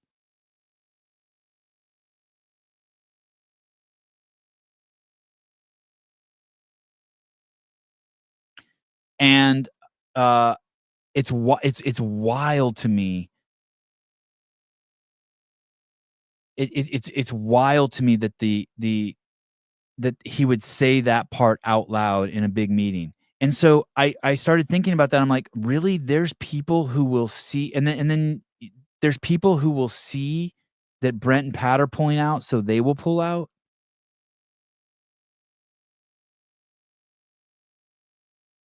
And there's people who are scared to comment either way. Then don't comment. I had a friend of mine. By the way, I'm going to take this back to the Jesus thing. People who believe in Jesus, do they feel pressure to believe? Pressure to believe. Pressure to believe. I had this friend of mine who, after Lazarus died, his mom said, "Are you going to make a post about Lazarus' death?" My friend said, "Well, what would I say? Why would I make a post?" And they said, "Well, what will people think if you don't make a post?" I can't even. Is that why people posted the black square? Is that why so many people claim to believe Jesus because they're afraid of what other people will think? I started thinking, holy cow, if that's really true, because I really claim to be with zero humility the most knowledgeable person on the inner workings of the human mind and the phenomenon that manipulates people, and I just can't see that one. I might have to give up my title. Like, I had to give up my title for Father of the Year when I put that powder, I accidentally put foot powder on my kids' balls and dick, and they started burning. I had to give up Father of the Year. I understand when I have to give up a title. But does that mean that, like, a ton of people don't really believe Jesus Christ is their Lord and Savior, but they just felt pressure because 2 other kids in the class did it?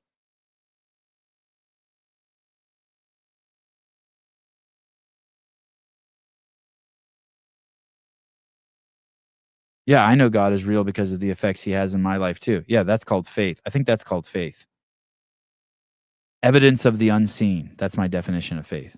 Evidence of the unseen.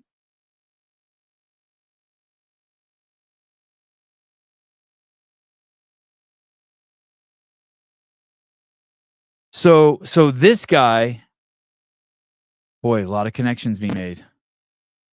This guy, Ryan Holiday, has a tattoo on his forearm. I forget what it is, but it's something like, be still, or pause before action, or some shit like that. And the irony is that he obviously didn't do that before he got the tattoo, or else he wouldn't have got the tattoo.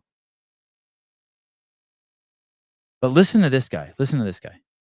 Roman Stoic named Helvidius, who lives in the time of Vespasian. There's a whole generation of Stoics that stand in opposition to tyrannical emperors, who were a perpetual thorn in the side of the powers. Stoics stand up to tyrannical emperors like Fauci and Biden. This is why Epictetus is eventually sent out of Rome as part of a blanket ban against all philosophers. The Stoics were political, they were engaged, they were active. And Helvidius is pulled aside by the emperor and said, "You must stop criticizing me, I cannot tolerate it." And he says, "But I am a senator, it is my job to say what I think is true." And Vespasian said, "Then I will remove you from this." This is why I don't give a fuck what anyone's truth is. That's the Meredith Root crowd. Speak your truth.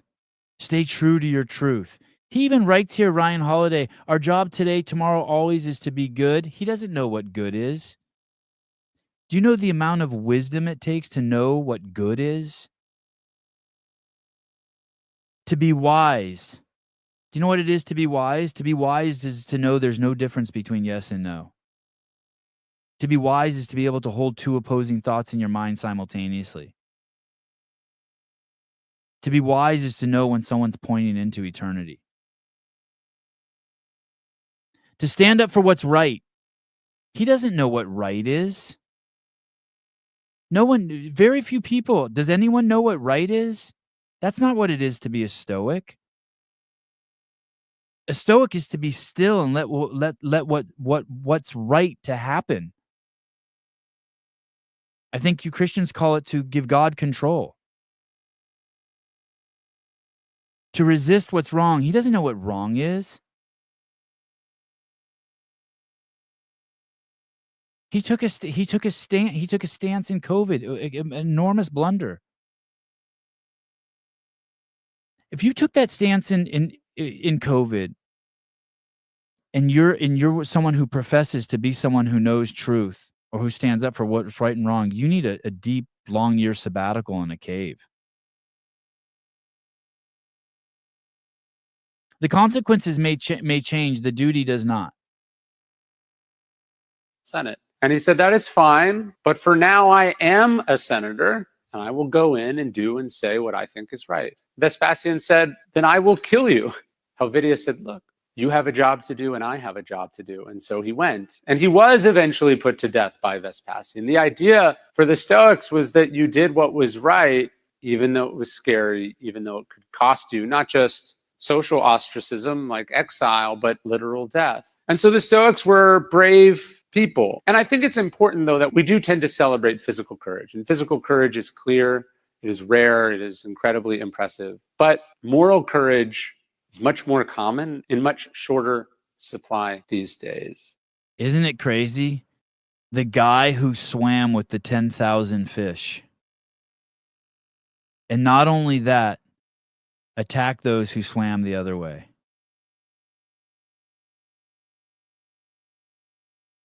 I don't think he's ever apologized. You didn't resist, this is a comment, you didn't resist the COVID-19 vaccine and ridiculed those that did. There was a 4-sentence summary that explained all 3 major vaccines were ineffective. Happy to send it to you. The right thing to do would have been to stand against the crowd, yet you went right along with them. The Daily Stoic literally helped me to see through all the BS during COVID, and somehow you bought it hook, line, and sinker. Maybe there's a financial backing or threats on you that I don't know about, but it just doesn't make sense.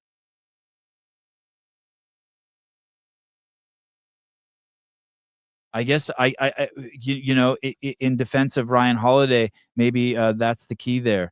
A fallible, broken man can still preach the truth. Can still help you see the truth.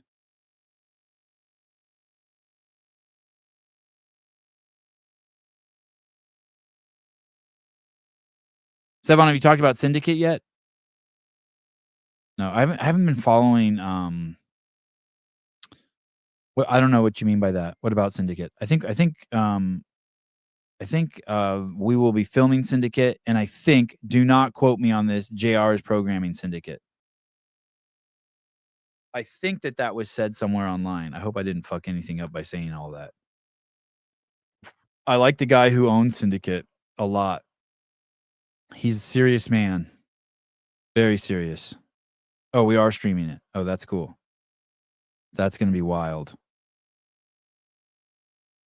On the spin, yeah. I think we're going to be streaming it, and what's going to be crazy is we stream that and NorCal at the same time. We've never done anything like of this size. Well, all we've done is crash, so I don't know what the fuck's going to happen.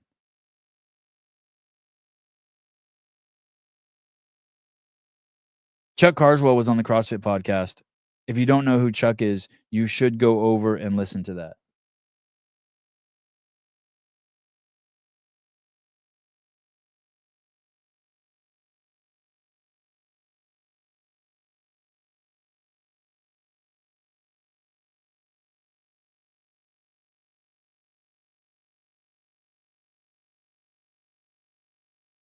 I guess there's an argument going on whether Meredith Ruth erased her comment.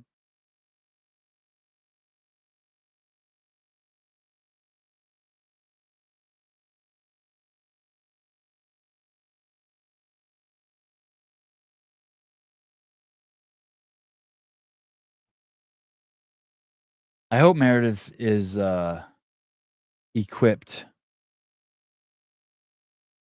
I hope she's equipped for this kind of fun. It's like Instagram's like football, but you better make sure all your pads are on tight when you go out into the comments. You know what I mean? You go out there without your helmet, you might get fucking brain damage. Wait, this is a CrossFit podcast? Yeah, it looks like there's a podcast. I'm going to listen to it today. I saw some clips of it. Chuck was probably the coolest dude who works at CrossFit. He's dope. He is truly a remarkable human being. Chuck Carswell. Meet CrossFit's most experienced seminar staff member, Chuck Carswell. I just see someone sent me a screenshot, and it just says the CrossFit podcast. I'm not sure where it's at.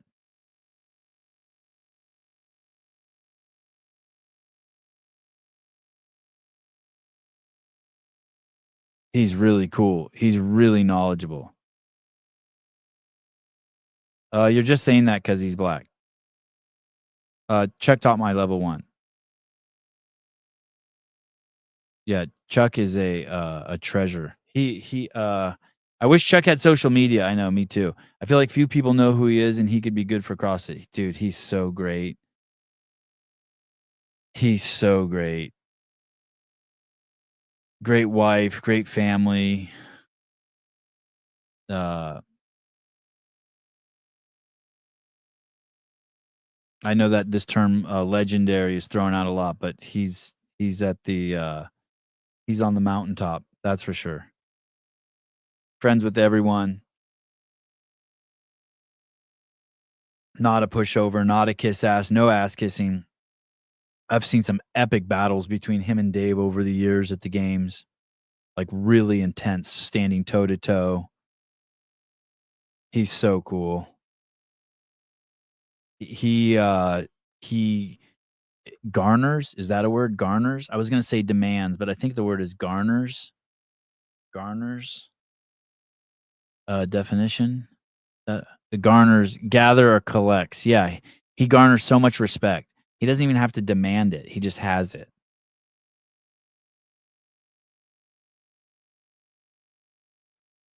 The Spin podcast is the only CrossFit podcast I know. I know, that breaks my heart. I need to get back on the bandwagon doing the CrossFit Games update show.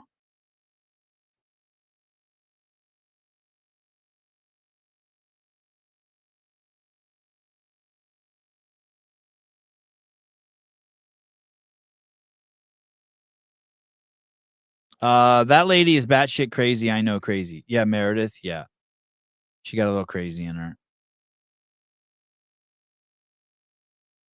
Oh wow. So there was something I forgot to tell Jake Chapman, Jenny, Dale Saran,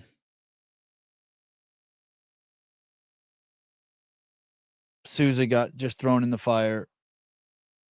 I'm really excited for Jake's show. It should be coming out any day now. It'll be a live podcast.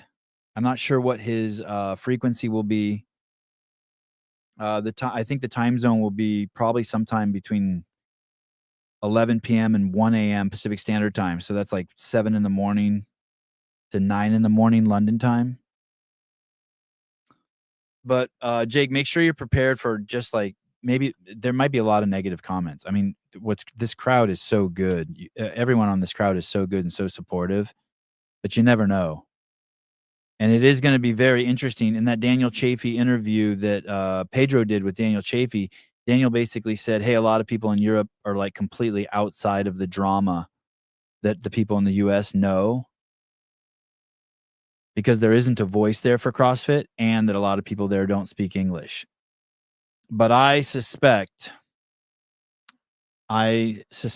believe, when I look into my crystal ball, that very quickly Jake Chapman will become the voice of CrossFit for all of Europe. And it is going to be, and it's going to be a steep learning curve, but we're going to see Jake get better and better. The more shows he does over a year, we're going to see him get really good as he gets into his groove. And it is the first month or two, it is unsettling doing a podcast and going live. And I have to give you guys credit in the audience for doing this. You guys really, the way you interact and the way you treat me has really like settled me down to where it's like I want to be here. Can't even explain the relationship I have with you guys. Very bizarre and unique. Bizarre in the sense that I can't even explain it, and unique in the sense that I don't even know how many people get to do this. But Jake will settle into it, and then Europe will end up with its own Devesh and its own. He'll end up with his own Jake Chapman and his own Rambler, and his own Standy, and it's gonna be interesting. It's gonna be wild. I'm so excited for myself and for the Sevon podcast and for the whole channel and for all of us. It's gonna be fun. We're gonna add a whole nother layer of communication, influence, and camaraderie to this Yeah, he'll have the same Sabir and Kelly. Random people on an island in the middle of nowhere. Yeah, well, he may, Sabir and Kelly, he may be the Sabir and Kelly because he's on a random island out in the middle of nowhere that no one fucking knows, like you guys.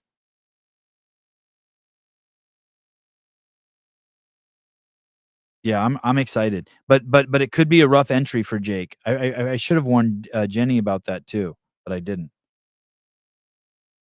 Because you never know how the crowd. You guys are pretty. You guys are good people, but you also have you're prickly. Like we're a school of pufferfish.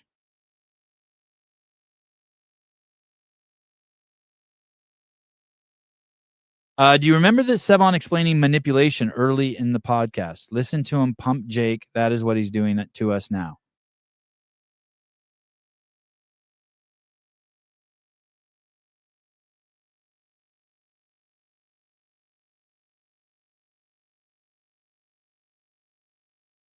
God, Bernie's right like 100% of the time. And I want to push back on this, but since he's always right, I'm going to give it to him.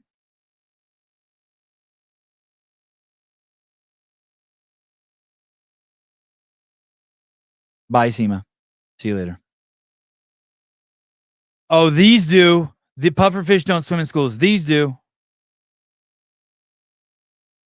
Hey, Standy, do pufferfish though? Do they have like once a year or once a month or something where they all get together? There must be a time when there must be some like event where they all come together. Do pufferfish ever come together? I bet you they do. At least like one. You know what I mean? Do pufferfish ever congregate? The majority of pufferfish species toxic. Do pufferfish live in groups? Yes, some types of pufferfish live in groups, but most do best alone. Some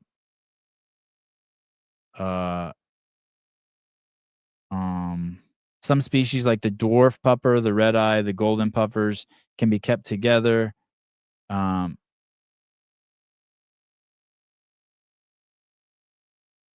many times can pufferfish expand? They can inflate many times throughout their lives as needed. You think they're like a Venus flytrap? Like they have a limited number of times they can inflate?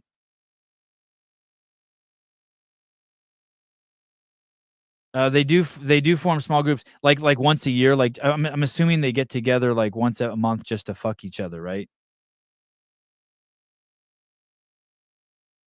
You know what I mean? Can't you see that?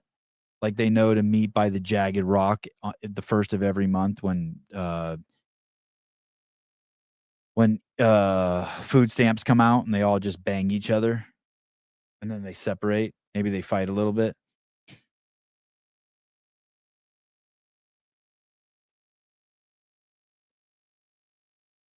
I'm going to go to images. I stepped on a dead pufferfish barefoot once in Mexico. In Baja, Mexico. On the beach. And my leg went numb. And the spike stayed in the bottom of my foot for like over a year. Like at the 6-month mark, my foot, the where it went in, it opened it up and I tried to get it out and I couldn't get it out and it closed again. And then like 6 months later, it opened up again. And like I just pushed on it like a zit and it was long. It was probably like 1/4 of an inch long and it just fell out. It was crazy. Do their orgasms feel like ours? A great question. This sounds like we're about to send. Oh, that's a great picture of you, dude. Here I am wearing my tuxedo. Look at me. I am not working at the Quickie Mart right now. I'm going to a wedding. This sounds like we're about to send Jake off into the wilderness and we'll never hear from him again.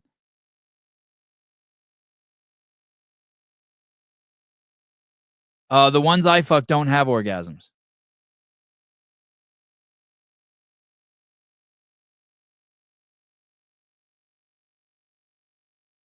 Ken Walters. A lady. That's what is that? Is that XX? XX,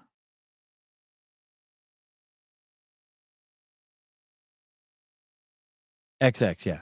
A lady, XX chromosomes, member yesterday said they are signed up for the Open because your leader, Sevon, said to. My reply is a cult you should join.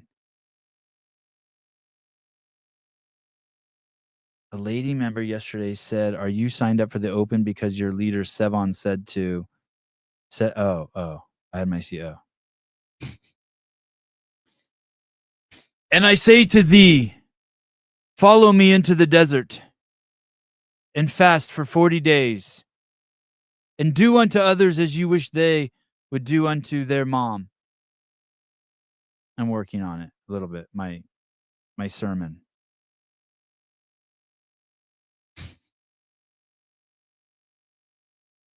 Why do people say that stuff? You think when people say that stuff on the internet, they're doing that to be divisive, like to try to be like, fuck you, someone's not my leader, I'm not listening to it anymore. Fuck that guy. Like they're upset. Like they're just trying to plant seeds of dissent.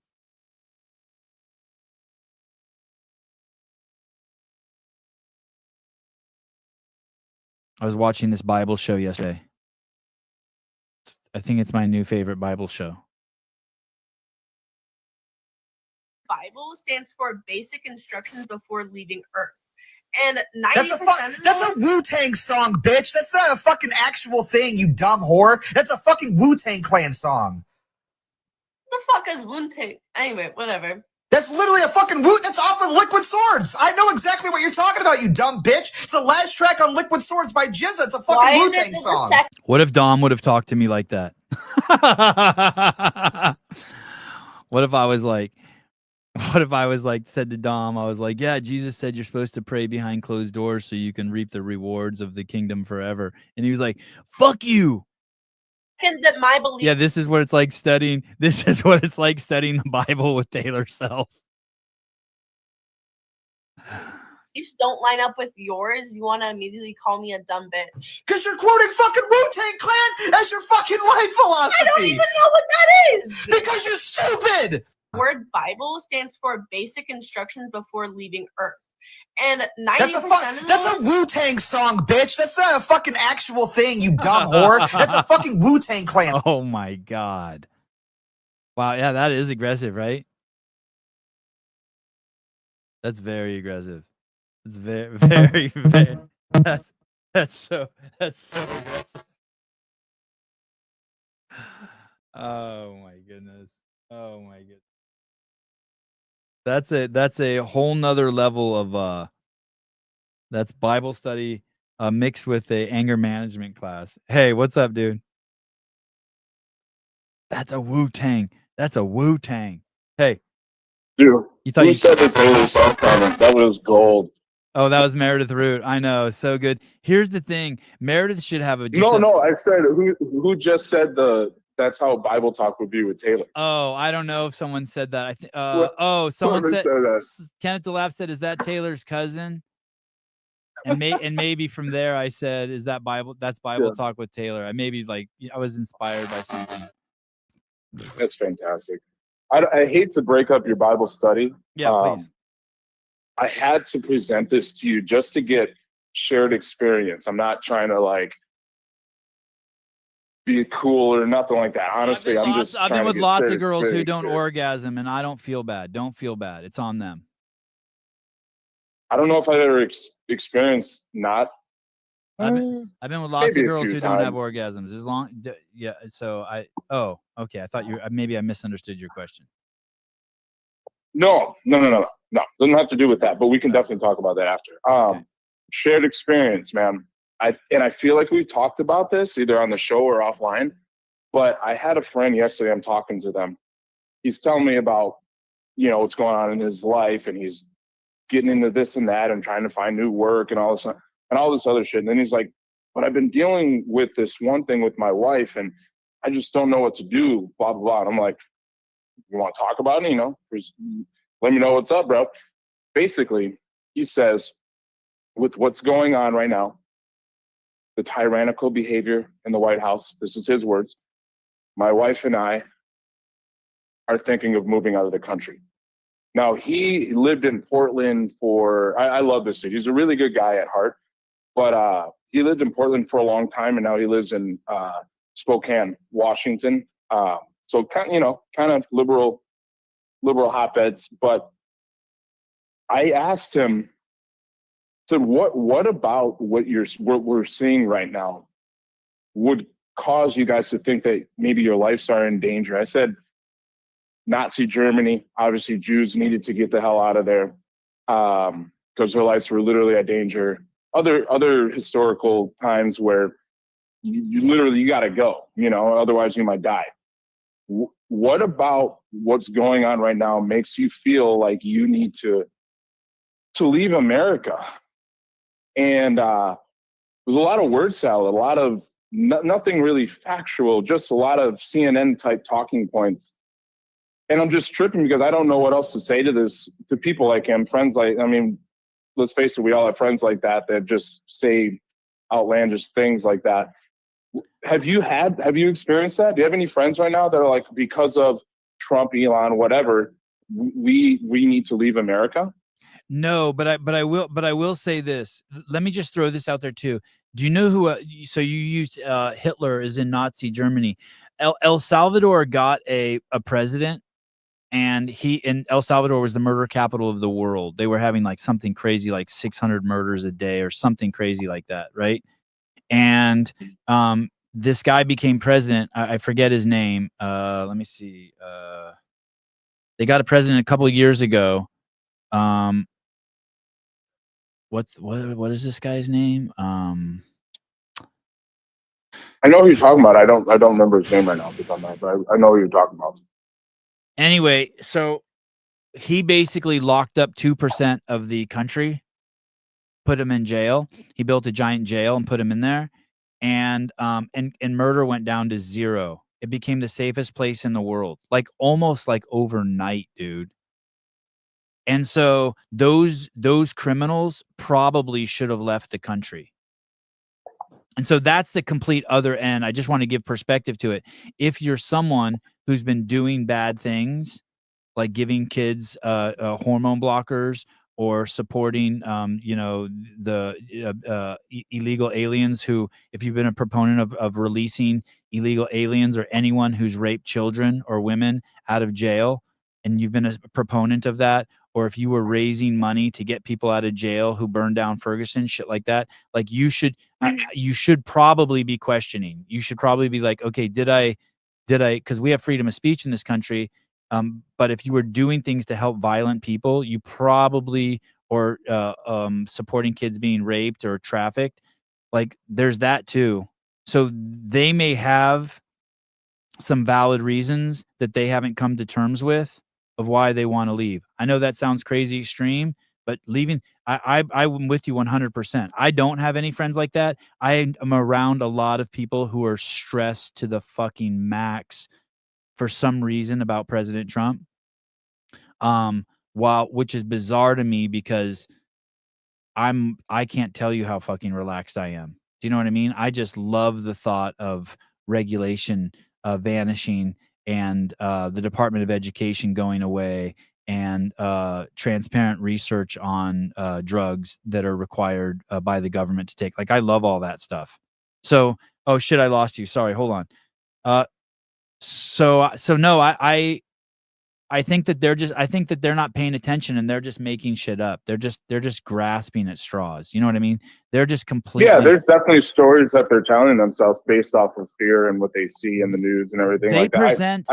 They present, Jeremy, that transgender people are being attacked right now because transgender people aren't being allowed to, fly military planes. But you have to, they're not putting it in perspective. It's like, hey, can we all agree that transgender people are on drugs and that they're addicted to drugs? Yes, we all know that. They have to be. That's how they go through they're taking hormone drugs on it. No one's stopping them from doing whatever they want to do unless it's just normal shit that anyone stopped to do. The same way a 14-year-old is stopped from driving, or someone who has 3 DUIs isn't allowed on the road anymore. And so you're not Yeah. allowed to participate in the CrossFit Games just because it's not an attack on you. It's just because it's a misnomer to say it's or mischaracterization to say that they're not allowed to participate. We just want you to participate in the sex you're in. It's not an attack on them. Why it seems like a negative attack is because they're pushing back and they're like babies demanding what they want. And it's like, it would be like me being really upset because I know my 14-year-old can drive better than 90% of the people on the planet, but he can't get a driver's license. And it's like, hey, you have to be able to bend and flow with civilization. And Yeah, it's 100%, never 100%. I been, mean, it's David never Chappelle been said it. it's never been a better time for anyone in the world than today. It's better for blacks, it's better for not whites, it's better for gays, it's better for transgender people. Like, everything is great. They're going to clean up Yeah, I agree. all the drug I addicts totally should be agree. ecstatic. They're going to get fentanyl off the street. Maybe we'll start getting pure heroin again. It's truly a wonderful time. Yeah, Dave Chappelle said it best about the trans stuff. He's like, hey, do what you got to do. Yeah. But to what extent do I need to participate in your reality? Yeah, You go and dress up and be who you are and do what you want to do. But when it comes to women's sports or sports in general, hey, there's reality and then there's yours. And we don't need to live in your reality, but you can still participate in your reality. That's what you do. But don't demand other people do that. I don't walk around demanding other people do CrossFit, even though that's something I'm very passionate It's about. how and they part couch of my it. identity. They couch it saying they couch it saying that they're being attacked, and they're not being attacked. Just They've been taught to think is that being way. order is being restored. I mean, you see all of these people, all the people who, and we know it just all the people who are upset with CrossFit for not letting transgender enter in the opposite sex that they were born as. They're upset because they want us to bend our reality and believe that a man saying he's a woman is really a woman, or a man who's addicted to drugs that turn him into a woman is really a woman. And we're not buying it. And it's okay if we don't buy it. And even if they're right, it doesn't mean it's civilization wrecking. There's just a few things you can't do. You can't fly military planes. You can't enter into girls' sports. But other than, you can still do other shit. You can be a lawyer, or a doctor, or a politician, or there's there's tons They don't of shit. believe in the net positive for society that it creates. They don't, because they're not thinking about that. It's all about themselves. I don't want to take take their rights away. I wish it wasn't like that. I wish it wasn't like that. Like, what rights are being taken away though? Well, if I don't, they think that their rights are being taken away by not being able to fly military planes and not being able to play in sports. I personally don't want to do that. I'm not like, hey, I want to take those rights away because you're a fucking freak. I want to take those rights away because you're addicted to fucking drugs, and that's the protocol for everyone who's addicted to drugs. And I want to take it away because you're mentally unstable, and I don't want mentally unstable people flying airplanes. And I don't want you reading to my kids dressed up as a woman, because I believe, until you can convince me otherwise, that it's a sexual fetish, and I'm not interested in that. And it's so obvious it's out of balance. If there was a transgender movement that said, hey, Navy SEALs to read books for kids at the public library, I would maybe have a little more respect for them. But they're just beating their own drum for their own, what I believe is a perversion. Yeah, I told them that we too. I won't said, tolerate in you're society. saying is- There's some perversions we'll tolerate in society, strip clubs, shit like that. You know what I mean? Yeah. You can go in your backyard and jerk off on flowers if you want. I mean, who doesn't? My favorite pastime. Yeah, I masturbated once in the Sea of Cortez. Good for you. Did I ever tell you? And I told him, I said, I think Jeremy, do you know that story? No, I've never heard that story, but I'm all ears. Oh, dude, it's a crazy story. It's the only time. Well, it's the only time I've ever masturbated in public. I definitely want to hear it, but I gave him this. I said, two things that you're seeing. We see it all the time in politics. We swing too far right, we swing too far left, and it just gets extreme. I think what you're seeing is a centering, and that ties into the second point.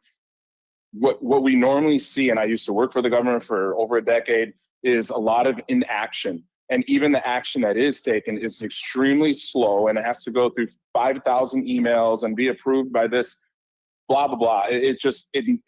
Things never happen. And when they happen, it's like too late. That needed to happen 5 years ago, and now it's finally happening. What we're seeing right now is action happening quickly. And I can understand for certain people, like, that's scary because we're not used to it. It's like if you're a weekend of CrossFit and we say, all right, tomorrow you're going to do Murph unpartitioned RX. That's scary. That would be stupid, but it's scary. You're seeing action taken very quickly because we just got too out of control. We got way too out of control by allowing just about anything to go in our American tolerance. I think So you I did gave the him right, that. I I think you said, did. I yeah. think you did the right thing by asking him questions, because then as they ask the questions, maybe they'll be like, "Wait a second, everything is okay."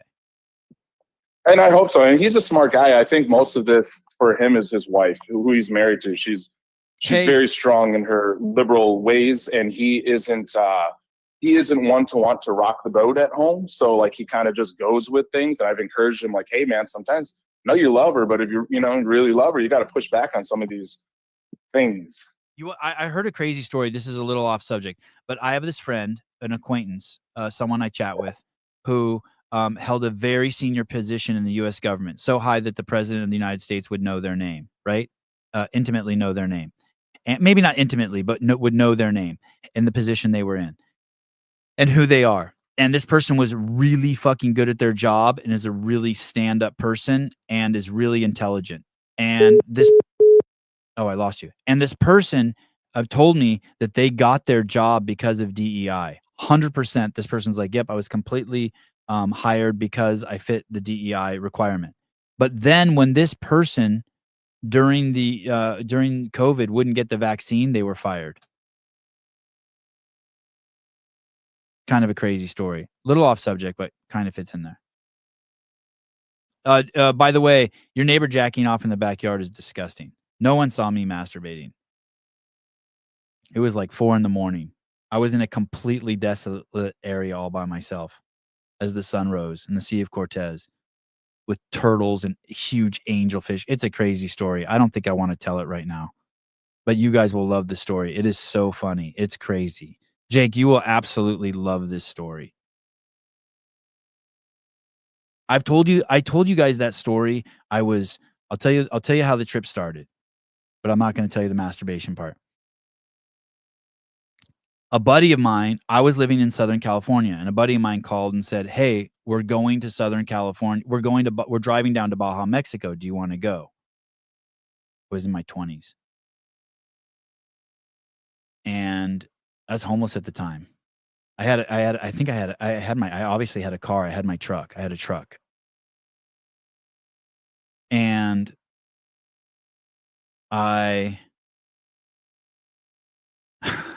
God, I'm thinking of so many funny stories. And I go, sure, I'd love to go. And he goes, hey, the problem is there's 7 cars going and there's only 13 of us. So you're going to have to drive by yourself. And I said, okay, that's fine. I don't mind. I'll drive by myself. So I drive down to meet them. I was in Santa Barbara, and I drive south to the border, like 2 hours, 3 hours down to San Diego to meet them. And the whole caravan is there of people. And one of the cars has 3 people in it. And they're like, hey, we ended up with an extra person. Can she drive with you? And I said, sure, no problem. And I knew everyone there except this extra person. So this extra person walks over to me, and it's this chick. And she had just gotten a brand new set of huge double D titties. And that was my driving partner for 2 weeks. It was crazy. It was crazy. What an experience to drive all the way to Cabo San Lucas and back with someone who just got a brand new set of double Ds and couldn't like, it's just like, like you just want to share when you get something new. It was crazy. It was a absolutely insane trip. That's great. That's a good story, right, David? And can you imagine all the stories, the 2 weeks of stories I have?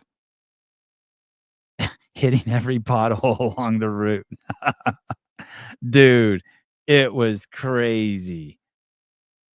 It was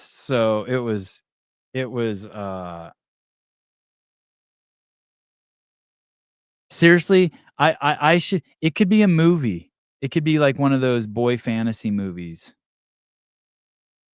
It was that's the chick who slept with 100 dudes and is pregnant. Oh my God. Hey, is that true? Did one of those girls get pregnant? Okay. I'm going to take a yoga class at 9:30. Your mom is here. Nico comes at 9:45. Amanda will be here at 11:30, but I'll be home by then. Wow, what a busy morning.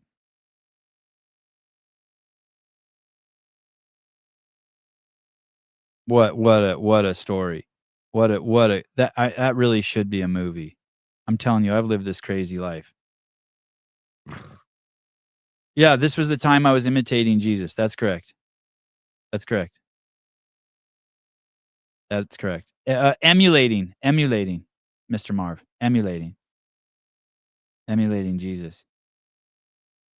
And everywhere I went, everywhere I went in Mexico, it was crazy. It was crazy. It was such a crazy trip. Marv, don't let your mind wander. I never had sex with her. But if I were to make the movie, maybe that could be the twist on the movie, that I was emulating Jesus and then that girl was put in my car as temptation. Jesus wouldn't have jerked it. I didn't do a perfect emulation. I'm telling you that. Better than any of you guys in the comments, though. All right. Love you guys. Talk to you later. Bye-bye.